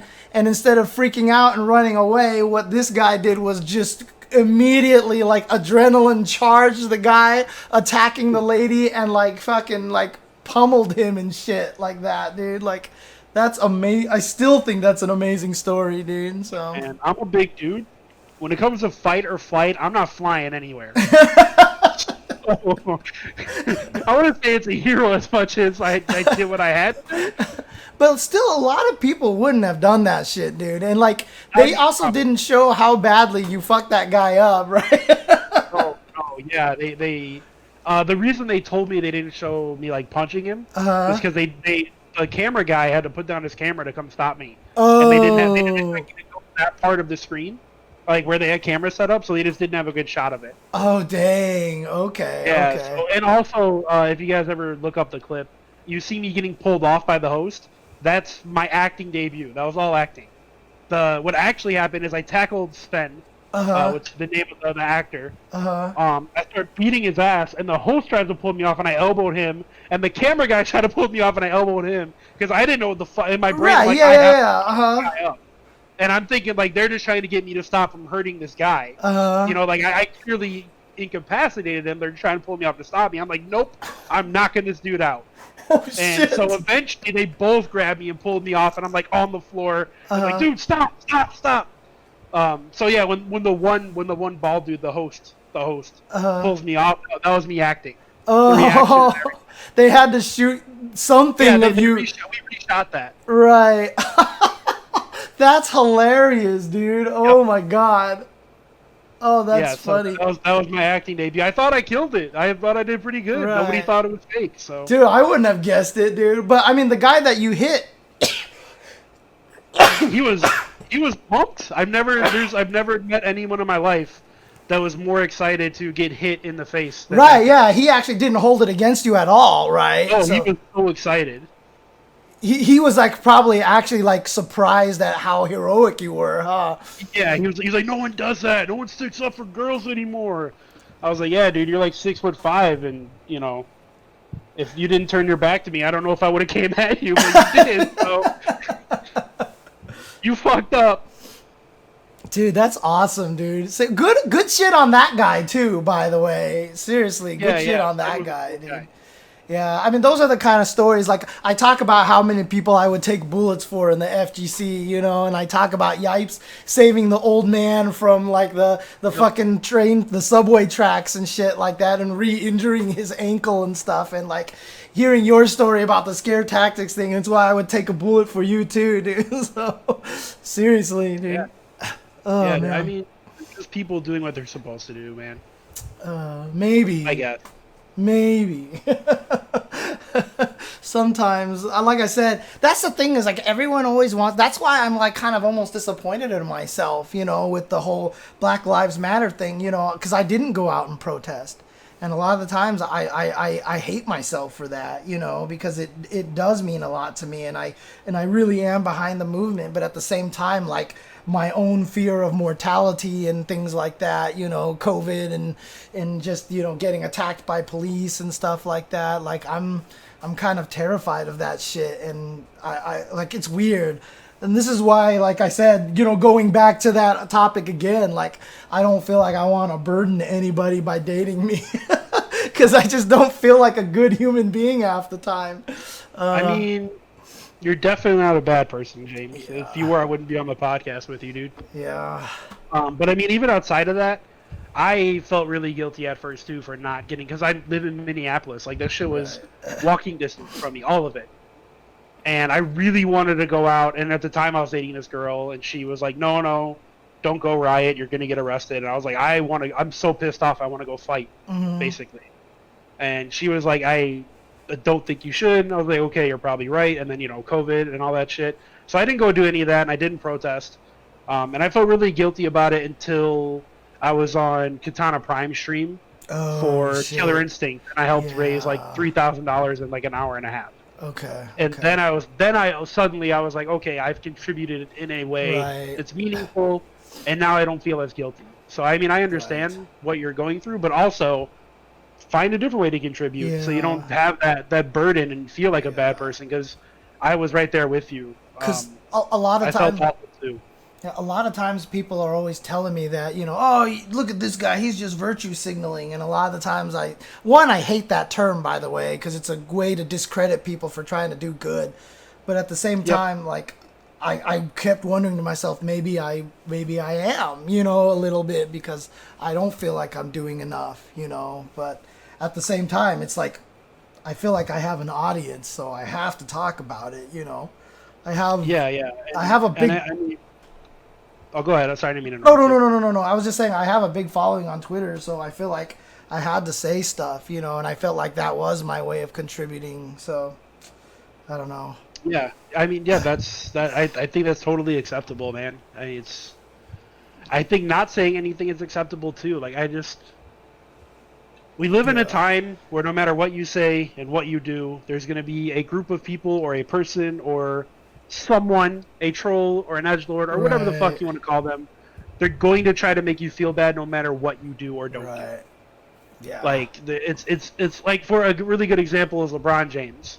LeBron James speaks out about one thing, and then everybody gets in his Twitter feed and goes, why did you speak out about this other thing that's completely I know, right? You guys, man. You can't support every fucking thing all the time. Like, you can't do it. You will. I've tried. I mean, you will go insane. I just told the story on the Tuesday show that after the Evo after party thing happened last year, one of the victims, I reached out to them and I was just like, if you ever need to talk or whatever like that, or if you ever need any help or anything like that. And that person actually responded to me and was like, hey, everyone keeps telling me you were the one who roofied people. Like, that was what they told her, was that I was the one that was doing it.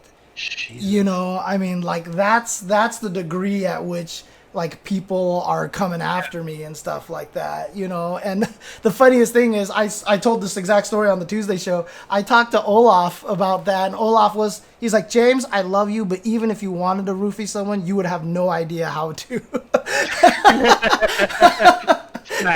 and I was like, yeah, you're probably right. Big facts. Yeah. Like, so do I like hand that to them and tell them that? Yeah, I wouldn't even know where to get it. Like, that's kind of like one of his points was. He was like, you would have no idea where to get anything. Like, you wouldn't even do, I mean, it wasn't even that long ago. Maybe only like 5 years ago that I made some comment about injecting weed, and I was, and people were like, did you just say you inject weed, James? And I was like, no, Hey, man, if you get some weed you can inject, introduce me. I want to try that shit out. For real. People don't understand how naive I am, and like sheltered too. Like, I totally admit it, and that's why, like, 7 years ago when I used the soft A on the N word, like, I literally thought it was a term of solidarity. I had no idea it was anything. Like, I thought I was trying to do it to be cool and to be friends with people, and like I didn't know. And people are like, you were like 30 something. That was only 7 years ago. How could you not know? And I'm like, because I'm stupid. That's why. Sorry, I'm real big dumb. Yeah. It's like literally, like, I don't know how else to explain it, Yeah, right? DJ Blue a little while ago where I got my name from. When I played high school football, our running back made a joke one time that said, I was so fat that I didn't bring Tupperware for my lunch. I brought TuboWare, like the big storage containers. And I was just like, that's funny. That's what I'm calling myself now. And that was that. Dang, that's funny. Yeah, I didn't even know there was such a thing as Tupperware. Yeah, that's it. That's Tubo. That's where it came from. There's no special story. That's it. Oh man, I know, right, DJ Blues? I come from freaking San Bernardino, which is like the gang capital of the world and everything like that, and yet somehow I'm still so sheltered and just completely naive on the whole thing. But that's the way it was, It's just how it is. I mean, I've told the story of jchensor before. Not nearly as I don't know. Well, I don't know if it's more or less interesting. I don't know. You guys could be the judge, but I'm a big fan of They Might Be Giants, the band. The very, very first thing I ever did on the internet was a They Might Be Giants news group. And they just came out with a brand new album called John Henry. And one of the songs on there was Meet James Ensor. And James Ensor is a Belgian painter who painted pictures of tragedy and stuff like that during World War II. If you go to the Getty Museum here in California, you can see one of his paintings. There's a giant painting. And the song is literally about James Ensor, the Belgian painter. And so I went on the news group and I said, I'll call myself James Chensor. Of course it's a pun. And when I was at UCLA, they finally got email accounts for students. Like, that's when they got email accounts for students, that when you became a student, you got an email account. And it was limited to only 8 characters long. And so I couldn't, James Chen was obviously all taken already and everything. Sure, so I just called myself jchensor. That's what I used then, that email address, jchensor@ucla.edu, for all of the AGSF2 stuff and for Alt Games SF2, Street Fighter 2. And that's what it is. That's where it's been. That's who you are now. Yeah, that's who I am. And since then, I mean, like, literally my entire cell phone life, basically, my ringtone has been this little bit of music here.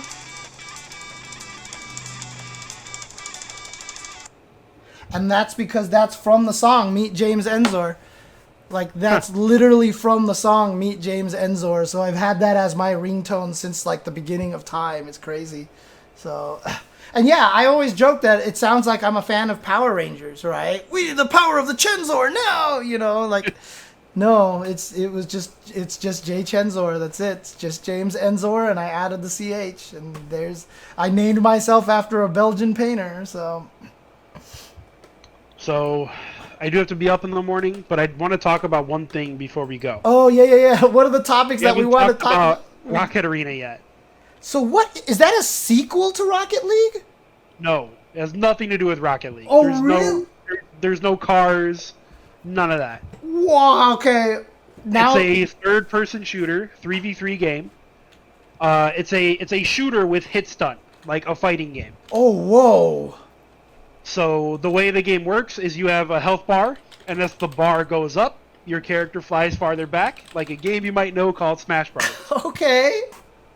However, you can get what's called into a mega crash, where your life bar is full and you get hit one more time by a big attack, you automatically die. So it's like completely like Smash Brothers, but it is like Smash, in where you can knock someone off the stage and then spike them and gimp them so they can't get back up. There's tons of movement options. There is directional influence, just like Smash. So essentially, it's a third-person shooter with really cool characters, kind of like Overwatch-ish, but they're very Disneyed out. A lot of the female characters look like Disney princess type, like their eyes are real big, and it's a really pretty game. It's a $30 game, just came out. I sound like I'm fucking paid to do all this. I'm not, I guarantee you. Keith had seen the game and was like, man, this game looks really cool, because it got announced whenever EA announced Skate 4. Rocket Arena had like 2 or 3 minutes on there.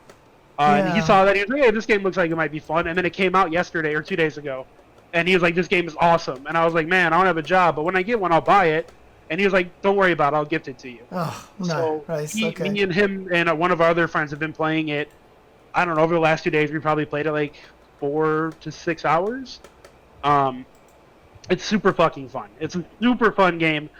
There are microtransactions, but they're only cosmetic. Oh, and you nice. can get most of the cosmetic shit just by playing anyways. Okay. There are some like perks, or I think they're called artifacts in that game, like Call of Duty, where you attach something to your character and they'll make them like 10% faster, or okay. quicker. If you take so much damage, you do more damage, shit like that. But the game is super fucking fun. I really want people to play it. If any of you guys pick up Rocket Arena, like I said, it's $30. Oh, has crossplay. Has full crossplay between Steam, Origin, PS4, and Xbox One. Oh, dang. Okay. So, like, ranked matches and player matches, everything, full crossplay, and you can play private matches. So if you just want to play with your bros, you can play PvP with your friends. I'm actually looking at pictures of it right now. Dude, I tried streaming it today, but my PC wasn't strong enough to stream the game and play it at the same time. Dude, my PC wasn't strong enough to stream Street Fighter 5 and play the game at the same time. God, my PC is ridiculously old. I mean, it's weird. It's 8 years old now, but about 8 years old, and that's fucking ancient for a PC. It is, yeah. But the thing about it is, if this game is third person, I might actually be able to play it, because I can play Splatoon, but I cannot play Overwatch. There's a Splatoon character in the game. Her name is Amphora. She turns into a fucking manta ray and moves around the map and like blasts up, and it's like a Shoryuken. It's like a Shinryuken.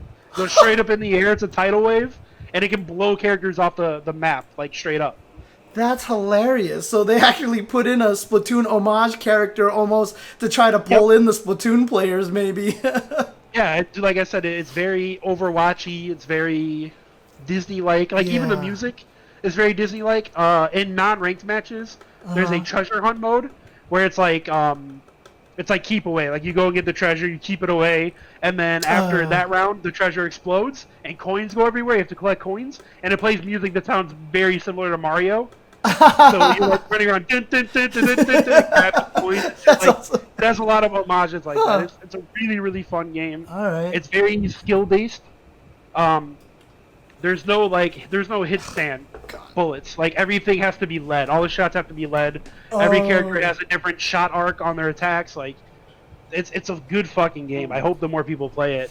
Yeah, like I said, it's brand new. It came out 2 days ago. So I've never played shooters. I'm terrible with analog controls. Like I tried playing Star Wars Battlefront on the PS4, and you know I'm one of those people that like if I'm trying to aim for this guy, but like he's like my cursor's in the middle, like right here. Like if my cursor's in the middle and he's over here, I move the analog and he goes boom and I shoot and I go boom and I go shoot and I boom and I go shoot and I cannot hit him to save my life because I can't. I'm bad at analog controllers. What about mouse and keyboard? So that's the thing is I've never tried to play a first-person shooter with mouse. I did it with Overwatch when I was at David's place that one time. I was doing that, and so if I played this game, I probably would try it on a PC just so I can do the mouse and keyboard and see if it actually works out for me. So anybody who tries to tell you that mouse and keyboard isn't better than a controller, they're lying. Chris Seglia is a fucking liar. Well, like a mouse is inherently more accurate than a control stick ever could be. Yeah. It's kind of like it's a little bit like hitbox versus arcade stick. Hitbox, if you can control it, if you have the dexterity, is inherently better. It's more accurate. It just is. Period. Yeah. It's very similar. That's why, like, with the GameCube controller, I thought of this idea a long time ago, and I don't know why they've never done this. But, you know, you have a controller like this, and instead of a second analog stick over here, I don't know why they haven't made a controller that just has an upside-down mouse. You know, like the trackball mice.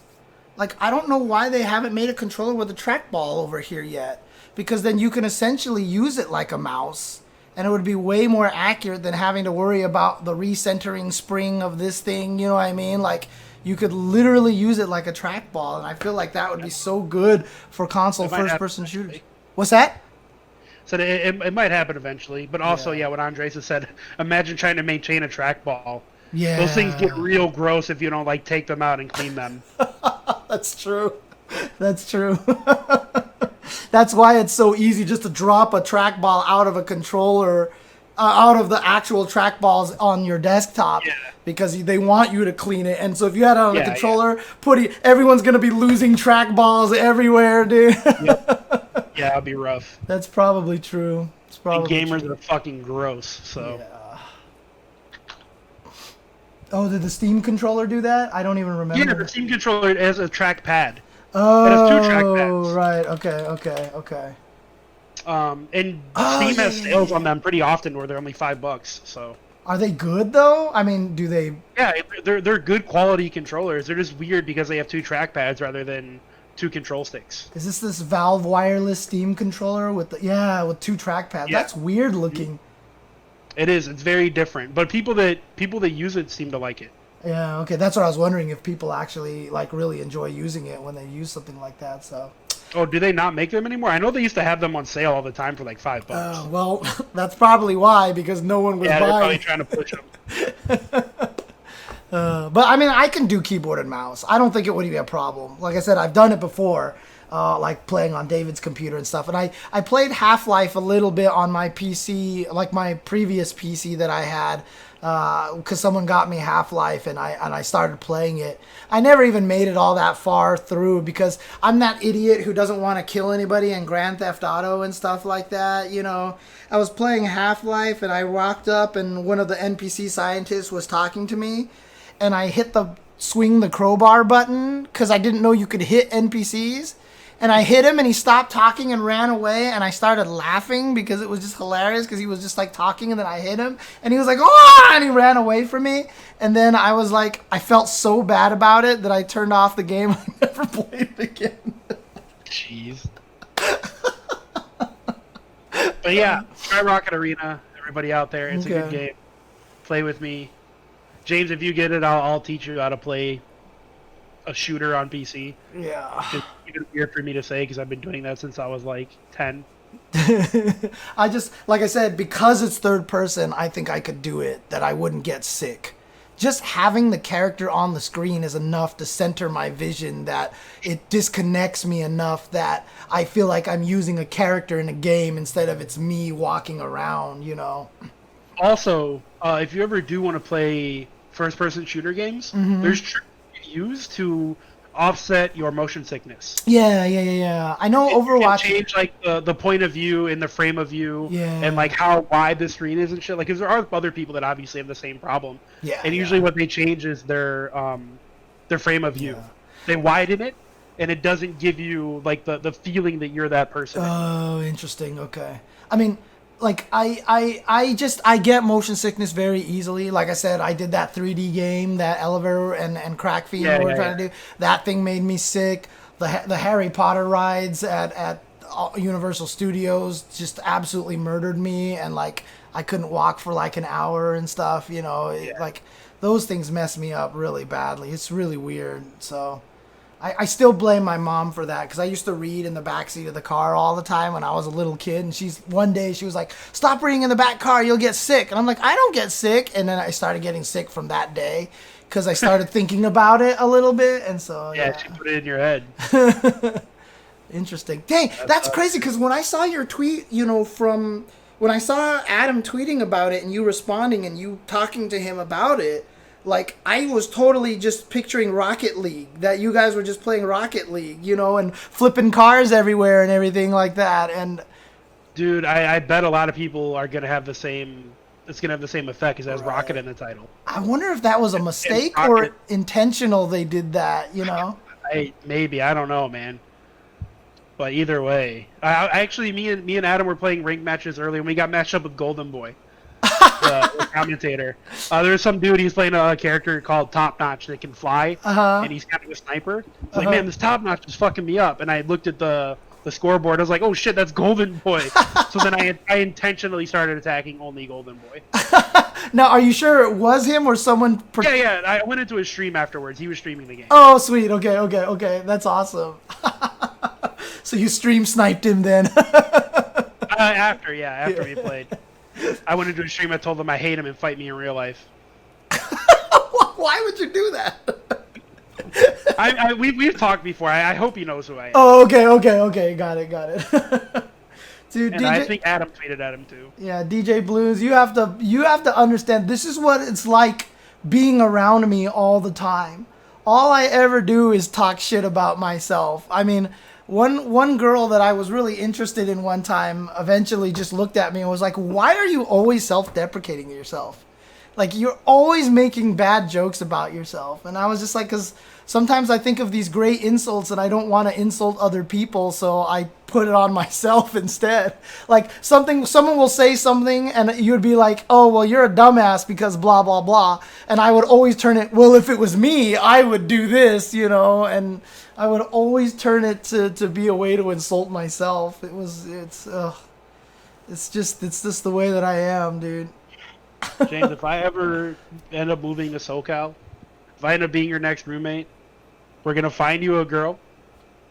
It's going to be the love of your life. You're going to get married. You're going to forget about me and the FGC forever. But that's going to be like my goal, is making sure that you love yourself enough that you can love someone else. Dude, I am moving you out to Southern California. I'm going to kick Olaf out now just so you can come here and help me with that, nice, dude. Olaf, but you got to go, man. I mean, to be fair, Olaf does a lot of that too. He tries to help me with that, but I think he also doesn't try to push it too much, so, you know. Yeah, I'll be aggressive with that shit. You already know. I fucking basically made you sign up for Bumble. Yeah, I know. I've actually signed up for Bumble, which I used for about 3 days and stopped, so, basically, so. Because that's the other problem. Bumble's hard, man. That's a rough fucking way to meet people. And I also heard Bumble in particular is rough. Yeah, I heard that's also like a very maybe more wealthy, kind of highbrowish kind of. It is. Well, yeah, that's why Bumble's tough, because it's only the female, the woman has to say hello first. Right. Yeah. And for a lot of women who aren't used to that, it's intimidating, so they become extremely picky. Yep. Extremely picky. If like the fucked up part is, like, a lot of them will just be like, "Hey." Not even like, hey, what up? How you doing, cutie? Not as, hey. Yeah. And then you have to create the conversation anyways. But regardless, yeah, Bumble has that reputation now. It didn't start off that way, but it has a reputation now that women are very picky on Bumble. Well, if I could convince you to get on Tinder at some point, I think you'd actually have real success. Because it's funny because, like, I could sit here and say, well, I wouldn't know about that conversation starter because no one ever messaged me. But I will. But I will also say that I've maybe swiped. What is it? Left to accept, right to go away. No, right is good. Left is bad. Oh, okay. I think I might have swiped right, like maybe on like 10 people total. Oh yeah, so, those are rookie numbers. You got to up those numbers, Jack. You just got to be like. Don't do that either, man. Dude, I know way too much about dating apps. Holy fuck. Oh my god. So dating apps have an algorithm that's similar to Elo. What? If you swipe right too many times and people don't match you back, you get pushed into a lower bracket. What? Yep, big fucking facts, dude. Because they're scared of spammers, probably, or something. Yes, exactly. They want to get rid of bots. Okay. So yeah, they don't want people to just like don't give a fuck. They want people to actually find quality matches, and because those people then go give good reviews about Tinder and Bumble and whatever you're using, because they go, yeah, you know, I didn't match with that many people, but I found the right person because they did what you're supposed to do and actually match with people you'd want to meet. Yeah. So yeah, there's a hidden Elo in every single dating app. I mean, like, I used eHarmony a long time ago, you know, and I didn't. Again, same situation. I didn't write to that many people, but I like never got responses from anybody, and that always depressed me. You know, I did go out like with a couple of girls from eHarmony, but like they never really went anywhere. One of them I really liked, but I don't even want to get into how that one got messed up, dude. Ugh, still fucking mad about that one. But you know, it's one of those. It's like, it's weird because when I write to someone and they don't write me back, it's not just like, well, okay, keep trying. It's me now going, fuck, what's wrong with me? I should have said something different. Maybe I should have tried another approach. And I sit there and I think about it, and then I get depressed, and then I beat myself up. So what you have to understand is that women get 50 times the amount of attention and messages that men do. Yep. Like, if you ever have like a female friend that is on dating apps, and they use it consistently, just like, hey, can I look at your inbox real quick? I won't read anything. Just let me see how many messages you have, and they'll go through the fucking list like a goddamn Rolodex of dudes just trying to, you know, holler at them. So you can't get upset about that, and also you're not going to be everyone's type. Like, you're not going to match with everyone you want to match with. Like, that's just how it is. David's ex-roommate was a very attractive Puerto Rican girl, and he was always telling me this story where he would just like see her, and she would just have every day 100 messages, and she'd just have to be like, no, and it's just like, what do you do, you know? What do you do at this point? So yeah, that's kind of the reason why like dating apps have actually gotten harder to get dates than they were. My brother met his wife through eHarmony, you know, but that was before online dating was huge, and so everybody on there was serious and everything. And you know, now when you go on there, it's like you're yelling into a bar, and you're not competing with everybody in that bar, but with everybody else in the entire world. You know? Yeah, it's a bit different now. But yeah, DJ Blues, you said that Tinder is supposed to be the hookup app. It was when it was created. Most people don't really. I mean, of course, people hook up on Tinder, but they hook up on every dating app. That's that's not like strict to Tinder. But every girl that I've dated for the past 5 years, six years, besides the one girl that I almost moved to Scotland for, I've met them all on Tinder. Every single one. I've gone on dates with other people from other apps. I've definitely hooked up with people on Tinder. Like, I'm not gonna say that hasn't happened too, but all my like actual relationships came from Tinder. Right. Yeah, I mean it's weird too, because also my biggest problem too is that I know that Asian men suffer very badly on dating apps as well. It's rough. Yeah. I think it's like Asian men and then black women. Black women, yeah. That's like the roughest. Those are the two most difficult ethnicities to be the most categories to have the hardest time on those apps. Yeah, it's pretty rough. So, I mean, I still stand by, if I can get matches, so can you. But see, you're a white dude. You're a white dude. I'm a fat white guy. Yeah, but like I said, I think fat white guys are more popular than any Asian guy on a dating app. I would say that's true in the Midwest, but I don't think that's true in SoCal. Maybe.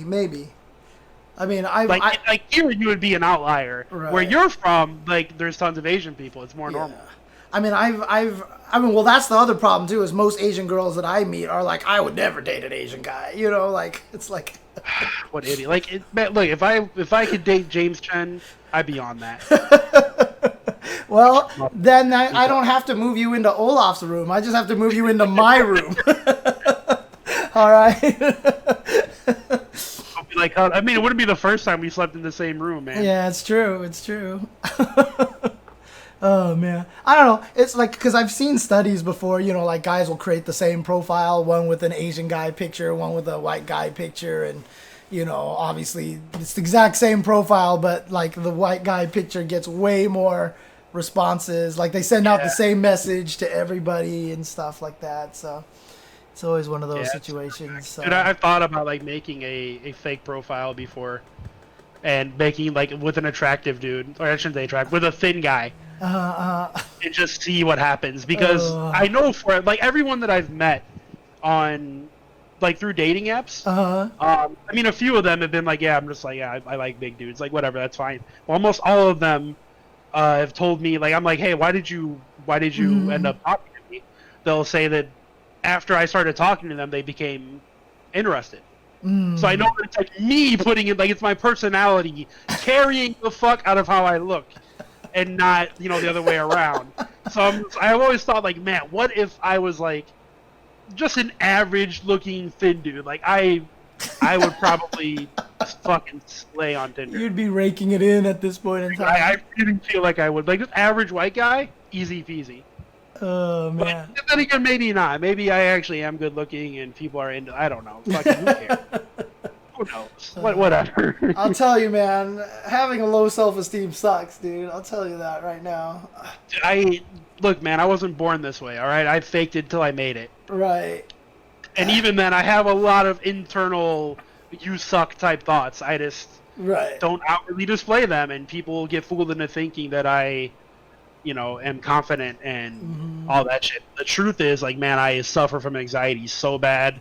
I couldn't think any lower of myself sometimes. Like, it's just, I don't put that out in the universe so people don't think that of me. It's the only difference between, you know, like maybe myself and the way you actually think. It's just a presentation thing, which sucks because, man, I would love to be honest all the time. And not have to put on, like, the show. The last girl I dated, we were having, like, a very deep conversation about why we're into each other and blah, blah, blah. And I was like, well, she was like, well, I think you're very genuine. And I was like, I mean, sure, like I've heard that before. She's like, but also, you have a bravado. And I was like, and like for the duration of the time we were dating, she just dumped me like 2 weeks ago anyways, but whatever. I gave her shit for saying that I had a bravado because it was just something funny to make fun of. But she's not wrong though.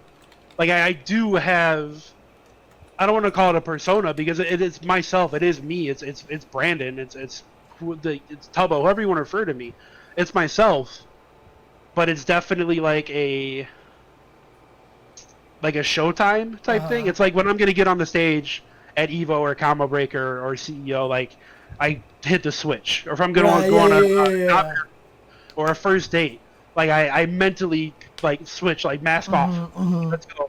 I'm pulling my dick out. Basically, this is what I tell people. I tell close friends, like, I'm about to pull my dick out. I don't mean like actually pull my dick out. I mean like I'm flipping the switch. I'm gonna go all like balls to the wall. I'm going all out. So she wasn't wrong, but if you like find the jchensor bravado, Dude, you would fucking kill it in dating apps, I think. All you have to do to get the James Chen bravado is come up to me and say, "I'm better in Tetris than you," and then I'm just then I'm gonna get mad. Golden Boy just tweeted back at me and Keats. Oh man. The GG fellas love this game. Dude, Rocket Arena is so fun. Oh man. Yeah, James, dude, just fuck. I'm telling you, man. I'm calling you Bravado Brandon from now on. You realize, right? So you should put that in your Tinder profile now. Bravado. I have a lot of bravado. My Tinder profile is usually something like, I put like one statement per line, and it'll be like, own my own place. When I was working, had a grown-up job. Have a cat. Just like facts. Lost a bunch of weight, like et cetera, just like facts of, who I am without trying to sound too cocky. Like, I feel like I want to put down, if I ever made a Tinder profile, I feel like I want to put down, I'm better in Tetris than you are. You should. That's a strong thing to put in your profile. Yeah. It's like, nobody would take it too seriously. Right. Like, oh, yeah, Tetris is a fun video game. Right. They wouldn't think you're like a cocky asshole. But also, it's like just interesting enough to be like, oh, so you think you're good at Tetris, huh? a lot of girls will put Mario Kart in there. Oh, interesting. At least in Minneapolis, because we have an up down and they have like a giant Mario Kart setup. Oh, okay, gotcha. But it's pretty popular out here. So yeah, a lot of chicks will talk about they're good at Mario Kart. Which, if somebody says they can beat me at Mario Kart, they're right. I am awful at Mario Kart. Hey, you're talking to top 8 Evo Mario Kart BS right here, yeah. Okay? Do you, honest question. You're right. It was PS1. Sorry. Because it had like a bunch of bugs and glitches, right? Well, it wasn't accurate. It turned out it wasn't accurate. NKI tried it and was like, I think this is accurate enough. And then like a whole bunch of things didn't work, and Watson was super mad because he did things that would work in the arcade and it didn't work, and he was like, what? And he would lose, and so then Darkside Phil was always like, I'm better, blah blah blah, and yeah, so there went that. Man. Yeah. Imagine DSP being better at Super Turbo than Mike Watson. Yeah, DSP did practice. He did practice a lot. I'm never gonna take that away from him. And it was funny too, because DSP, was always like one of those abrasive guys, and was one of the early people that was like the, oh, I hate James Chen and James Chen hates me club and stuff like that. And he was like, I bet you even though I got top 8 at Evo this year, he wouldn't put me in the trailer. And I had already put him in the trailer at that point in time. Because I was like, well, I mean, he's top 8. I'm gonna put him in the trailer, dude. Like, why wouldn't I? So, yeah. It's pretty normal. Did you edit all the DVDs too? I made some of the menus later on. So I actually got the Adobe software and I learned how to make the menus and everything. So I created the menus for that and did a little bit of work creating the DVDs and made all the trailers after a certain point until I got Seth Musi, because he did stuff for Seasons Beatings. And those trailers were hot. And I was like, dude, I told Wizard, I was like, we should get this guy to do it. So he contacted Seth Musi, and then Seth Musi started doing stuff for Evo, and then he went on to win Emmys and shit like that. So, you know, the intro maker to Street Fighter, to Evo is an Emmy-winning Emmy-winning editor, so... Super Turbo, Fei Long is a character that started out bad and stayed that way for years, and only in the last like 5 to 10 years, which is recent considering the game, has really moved up in the tier list. Like, people have really started figuring out how to use that character, and it's largely based off of just being as wild as possible, I feel like sometimes, but it's also because he can fight Vega, which a lot of other characters can't fight Vega. And so he actually went up in tier list. So he's actually considered pretty mid right now, whereas he was bottom for the longest of time. But it's amazing how in a 26, 25-year-old game that the tier list can still change like that. And I can't wait for another 10 years when people figure out Cammy's top tier, and I'm going to call you a fraud forever. Dude, you know what? I would be so happy if that happened. can't. It's gonna happen. I mean, T-Hawk became a strong character. It'll eventually. never happen. Cammy is so bad in that game, dude. You find out like Cammy is actually ridiculous. It's like Hawk and Ryu. You know what Cammy has differences than regular Cammy? No idea. She doesn't have hooligan throw, and I think her one of her far buttons is cancelable. That's it. That's the only difference. So literally, she has nothing better basically than the other Cammy. Rip. Yep. Oh man. T-Hawks was weird though. I mean, T-Hawks was weird. Not having whiff throw animation is what really did it for him. So.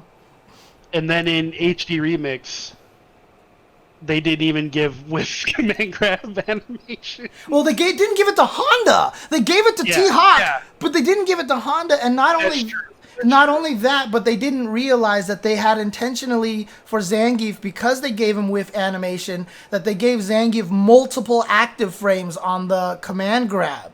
So that way, if you did it 1 or 2 frames too early, it would grab on the later frames. That's why you could sometimes see Zangief kind of go and then grab you.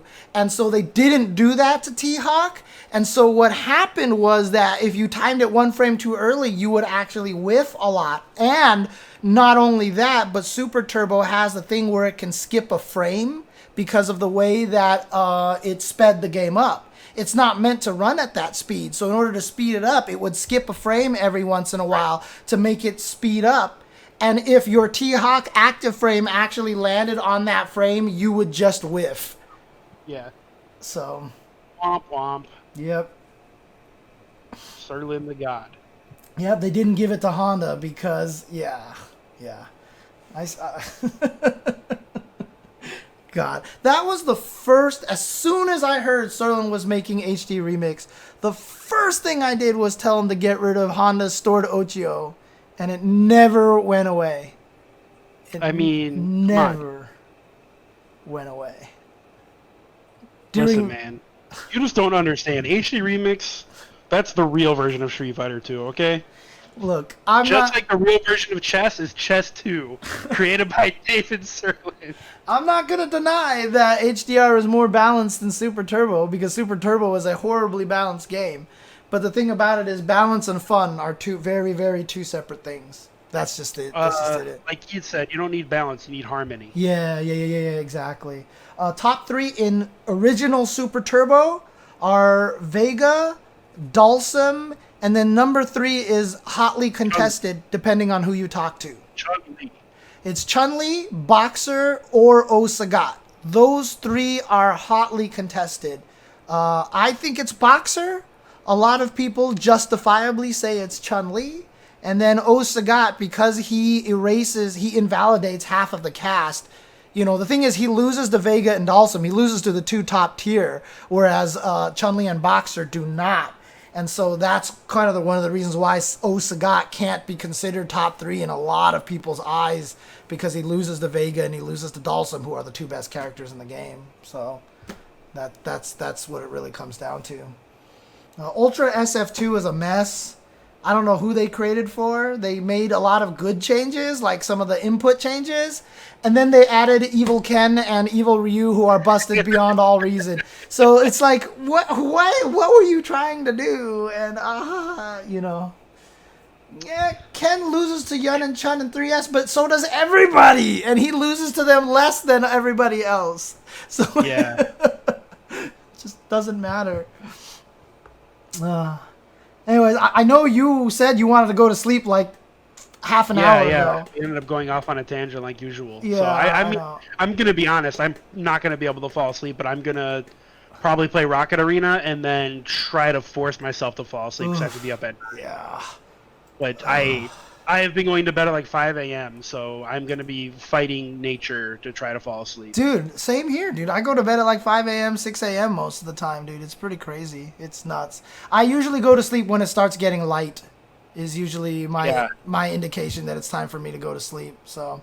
Well, I'm super up north, so during the summertime, the sun doesn't set till about 9:30 at night. Oh yeah, and then it comes back up at like 4:35 a.m. Oh so. Dang, okay. Yeah, there's not much like actual nighttime darkness here, which is kind of I like that. Yeah. I like that being sunshine. Yeah, it's cool. Night. except I was in Alaska in the summer for the Army gig that one time. And at 1 a.m., 2 a.m., it looked like it was like 5 p.m. Sure. And it was, that's how it is in Scotland too. It's real different. Oh God. Like it was like, it's weird. Like when you're not used to it, especially because I'm in Los Angeles and I am so close to the equator. So like things, you know, like the light and the stuff doesn't go that crazy. Like for you, it might not be as bad.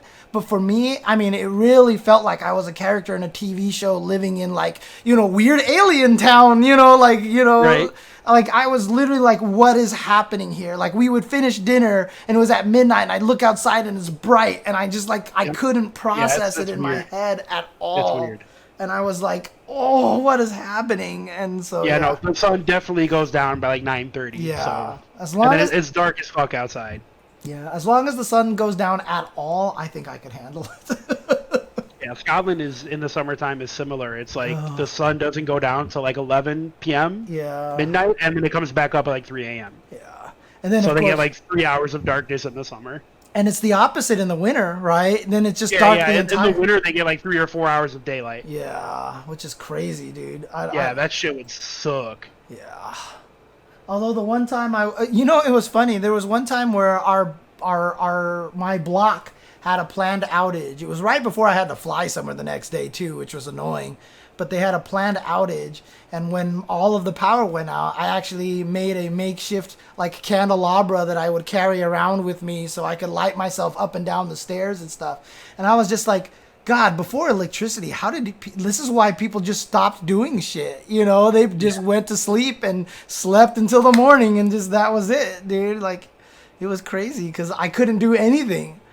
I literally could do nothing. I couldn't even charge my phone. And I was like, well. Yeah, you're done. That's it. Yeah.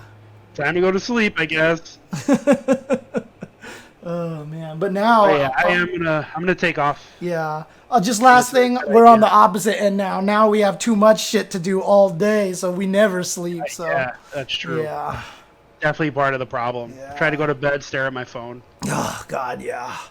But I mean, I will say this though. Good luck on everything. I will keep my ear open out here. I know the cost of living sucks out here, but like I said, the offer to move out here and sleep in my bed with me, I'm sure is enough to make up for that. So yeah, you know, who needs food when I could cuddle with James Chen? Exactly, right. So there you go. So I'll give you. I was about to say I'll give you plenty of meat to eat, but I don't think that'll come on. Anyways, all right. Good night. Good night, everybody.